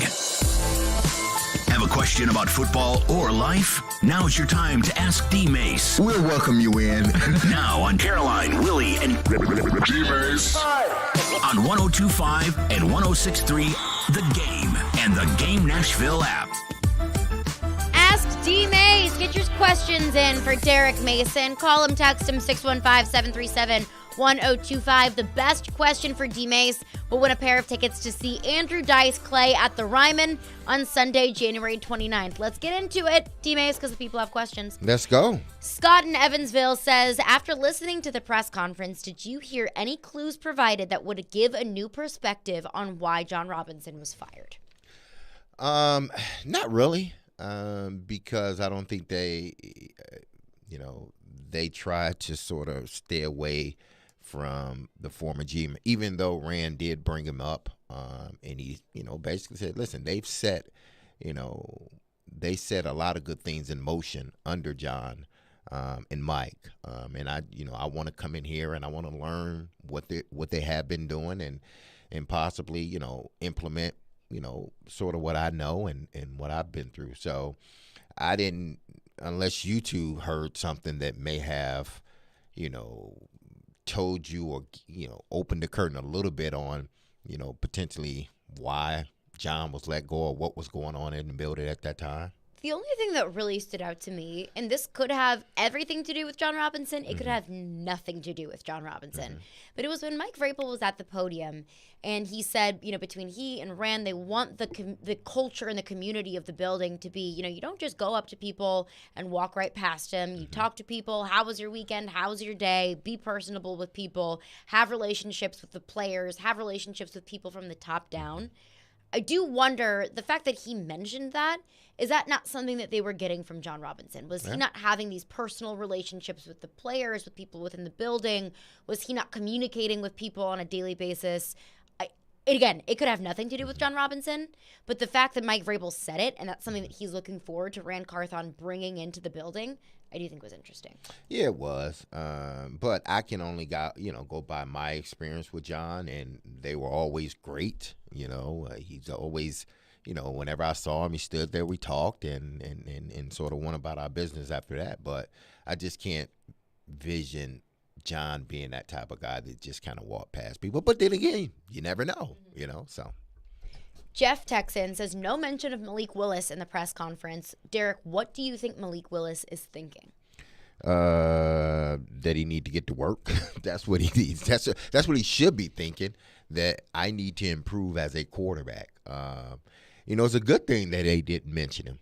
I don't think anyone asked anything of the backup quarterback position. The question was directed more at Ryan Tannehill and where do you see, is he your quarterback moving forward? But to address the backup quarterback or the third string quarterback, Malik just needs to make sure that when he comes back to camp, mini camps or whatnot, that he looks like a different player. And I mean different player in a good way. I would put the Malik Willis part of it under the answer that he gave of tape versus people. He's probably got a pretty good evaluation of Malik Willis on tape. Probably evaluated him leading into the draft, but probably wants to get to know him a little bit better. Like, they don't have to make a decision on him today either, right? This offseason is huge for Malik Willis. I think everybody knows that. Yep. Totally. Absolutely agree. One texter texts in, says, one thing that caught my attention about the press conference was Rand's comment about bringing in injured players and that he and Mike Vrabel have talked about it. Do you think that could have been a problem between John Robinson and Mike Vrabel? Oh, man. It could have been. We just don't know. We've always said, well, why did they draft this guy and he was injured? Why did they bring in this guy and he was injured? They drafted Jeffrey Simmons. He was injured, but Jeff turned out to be an all-pro. But then you draft Caleb Farley, and the jury is still out on him. He hasn't played, and when he hasn't looked good. You look at Robert Woods. You brought him in off at ACL. He didn't look anything like the Robert Woods that I saw before the injury. So I'm sure that Rand might have he might want to have a different approach when it comes to potential individuals you want to bring on this team that are injured or have a injury history. You got to look at that a little bit different. And then if you do go get them, what do we have in place? Because that he talked about a lot too, evaluating everything, what we may need to do, things that we may need to add in order for guys to stay, as healthy as possible. Everybody's going to get hurt, but we don't want to have more injuries than we do hurt guys. And I think, too, beyond that, it's hard to say, was that like a personal beef between Mike Vrabel and John Robinson? But I do think there was probably a good bit of frustration. You could sense in Mike Vrabel's press conference a couple weeks ago how frustrated he was about the injuries. And sometimes you just can't avoid that. Mm-hmm. Sometimes that's just a result of football. But sometimes there are things that you can predict, like Julio Jones being up there in age in football years and having recurring hamstring issues and having that be a factor with Tennessee. Those are things that you can predict. Caleb Farley, missing his final season of college ball because he got a spinal reconstruction surgery. Those are certain things that you can predict. So I'm sure that was frustration, not just between John Robinson and Mike Vrabel, but Amy Adams Strunk as well, that she could look at it and say, hey, we are scraping the bottom of the barrel here because we got so many players that are injured. David texts in and says, from the Rand Carthon press conferences are all hype, but he has some hard decisions that has to be made about Derrick Henry and Ryan Tannehill. Can the Titans advance further through those two? Yes, they can, but they got to get a lot of holes filled across the offensive line, at receiver, the depth on the defense. What are you going to do with David Long Jr.? There's still a lot of holes to fill. Can you, win a championship with Derek and Ryan? Yeah, but you got your roster needs to be solid. From top to bottom, if you're going to go that route, then your roster, because guys get hurt, and you got to be able to elevate guys that are going to keep the mission going, not we're stagnant right now until our starters come back. No, you got to be able to keep that thing going. And I believe that's one reason why she hired Rand Carthon, because San Francisco has had their injuries, but they still been able to keep pushing on even through those injuries. Because why? Because those guys that are second and third stringers, they come in and they play well enough for the team to continue to progress throughout the season. So, can you build it around? Can you win one with those two? Yeah. But, again, I've said it before, said it again, and I'm going to say it until they get it. Go get your damn quarterback. That's how I want to win, with my quarterback. One last one for you, D-Mace. One texter texts in and says, I was really interested by Rand saying that you can win championships by running the ball. Do you think Derrick Henry is still that kind of back? Running the football standpoint, yes, he is that type of back. But we've seen this movie for the last 3 years. It doesn't end well when you don't have that quarterback. You need pieces around it. You need a lot of pieces around you in order to advance in the playoffs. Not just in the playoffs, but get yourself into the Super Bowl. So I've seen this movie over and over again. I don't want to see it no more. Do I want Derrick Henry as my running back? Absolutely I do. But I do want my future quarterback as well. And we get a lot of these calls, texts. I hear things on Titans Twitter. I feel like a lot of people get blinded by what they think should be happening to Derrick Henry versus what we're actually seeing from Derrick Henry.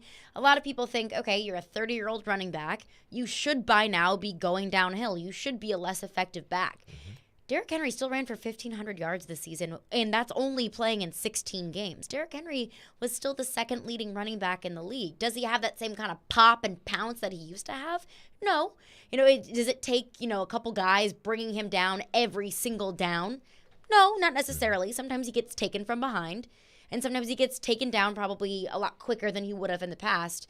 But he is still Derrick freaking Henry. Yeah. That's why with each passing year, it becomes more of that philosophical conversation of what's the best way to spend your money to run the ball, because the aggregate. Remember, there was always talk about the aggregate when Derrick Henry was hurt, and the aggregate of Hilliard and Foreman was not bad. No, it wasn't bad. It wasn't Derrick Henry, but it wasn't bad.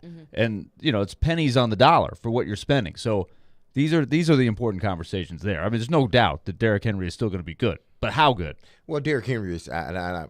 This is my proclamation right now. Derrick Henry will rush for 1,400 yards next season if he doesn't get hurt. He will be another 1,400-yard rusher. But again, I've seen this movie before. Give me my quarterback, man. That's all I want is my quarterback. How many times does D-Mace have to say it? Ask D-Mace is brought to you by Curation CBD. Find their healing products at CurationCompany.com. Curation CBD products curated for life. Use promo code DMACE, D-M-A-S-E, at CurationCompany.com for 25% off Curation CBD products. And we love our friends at Curation CBD. Ask D-Mace is brought to you by Curation CBD. Find their healing product at CurationCompany.com. Curation CBD products curated for life. If you want to go see Nate Bargatze, then listen up, because we have an opportunity for you to win a pair of tickets to see local comedian Nate Bargatze as he goes from Old Hickory to Bridgestone Arena on Saturday, April 15th. Be the first person to call in with the correct answer to Willie's trivia question. All right, the Predators have the L.A. Kings tomorrow night. The Kings coming into town, and Nashville has never played the Kings in the Stanley Cup playoffs. And, of course, Kevin Fiala will be coming to town as well with the Predators, along with Mr. Victor Arvidsson. So, a lot on the line. It's going to be a spicy game tomorrow night. The L.A. Kings won 2 Stanley Cups between 2010 and 2020. Give me the 2 years. If you remember the 2 years, you're going to see Nate Bargatze.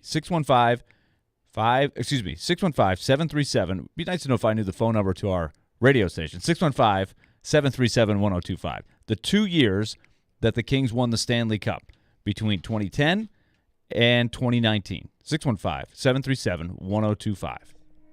Again, be the first person to call in without a trivia question. The correct answer to the trivia question, you're going to see Nate Bargatze on Saturday, April 15th at Bridgestone Arena. Coming up next, we've got some divisional round games, and we'll wrap up our thoughts on the Rand Carthon press conference.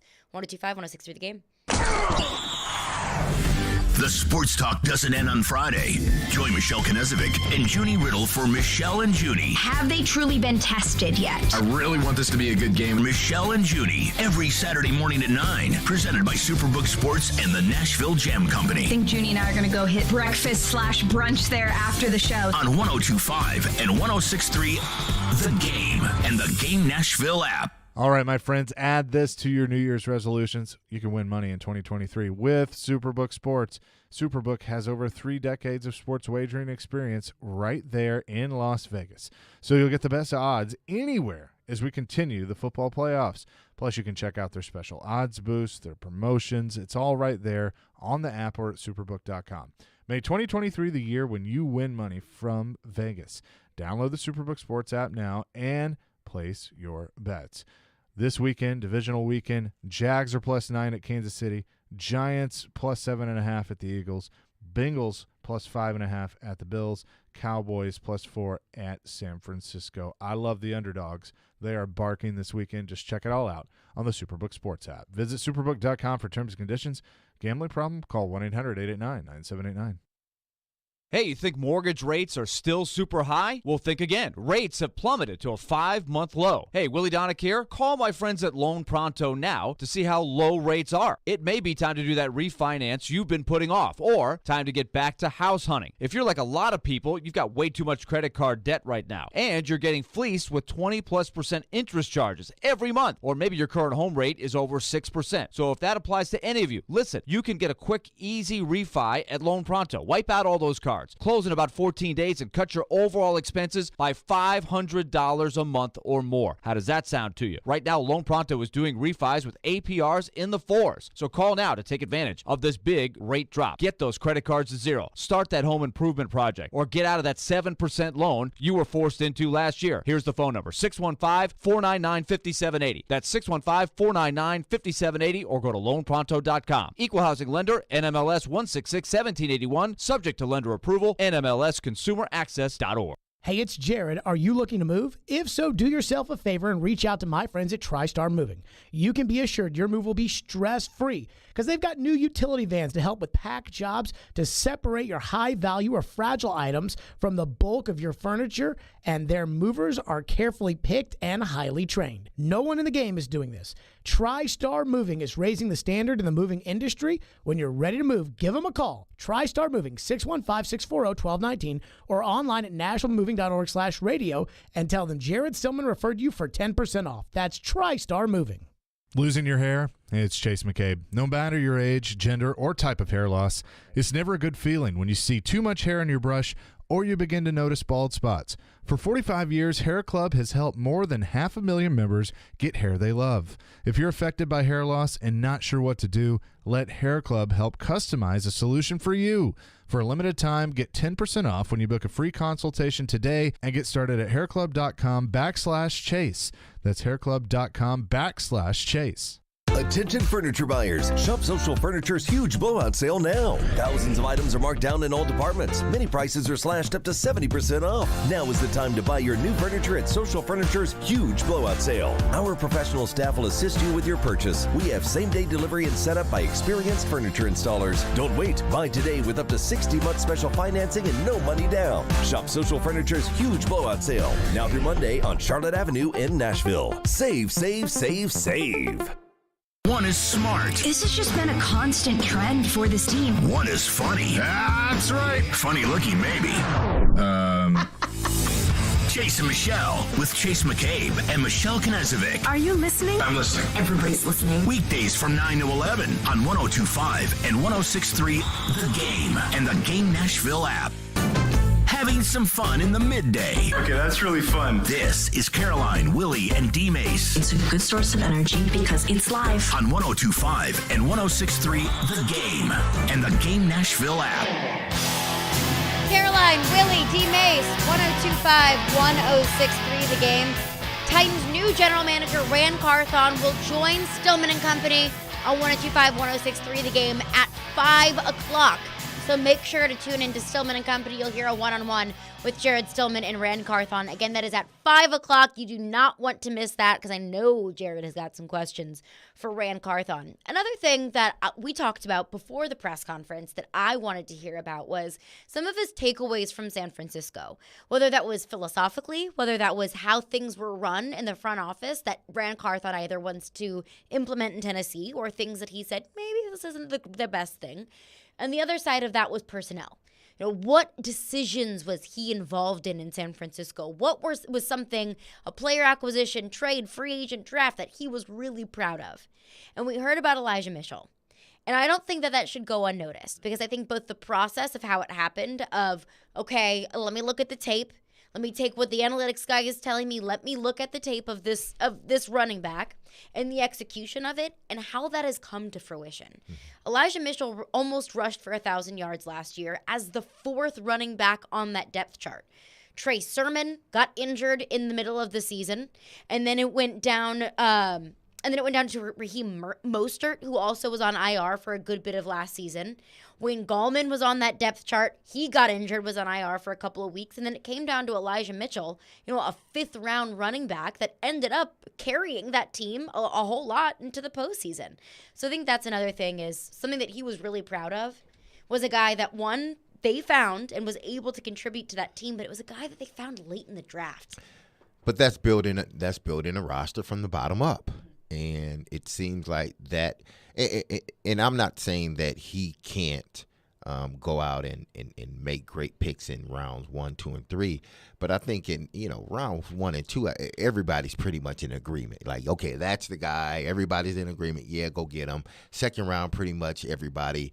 If you polled them, everybody's in agreement who we're going to get in the second round. It's those later rounds where, you, Caroline, may want a running back. I may want a receiver. Willie may say, man, we need a center. And now we come together and evaluate all three and find out, well, we really don't need we really don't need neither one of them. We really need, that cornerback sitting over there. All right, let's go get him.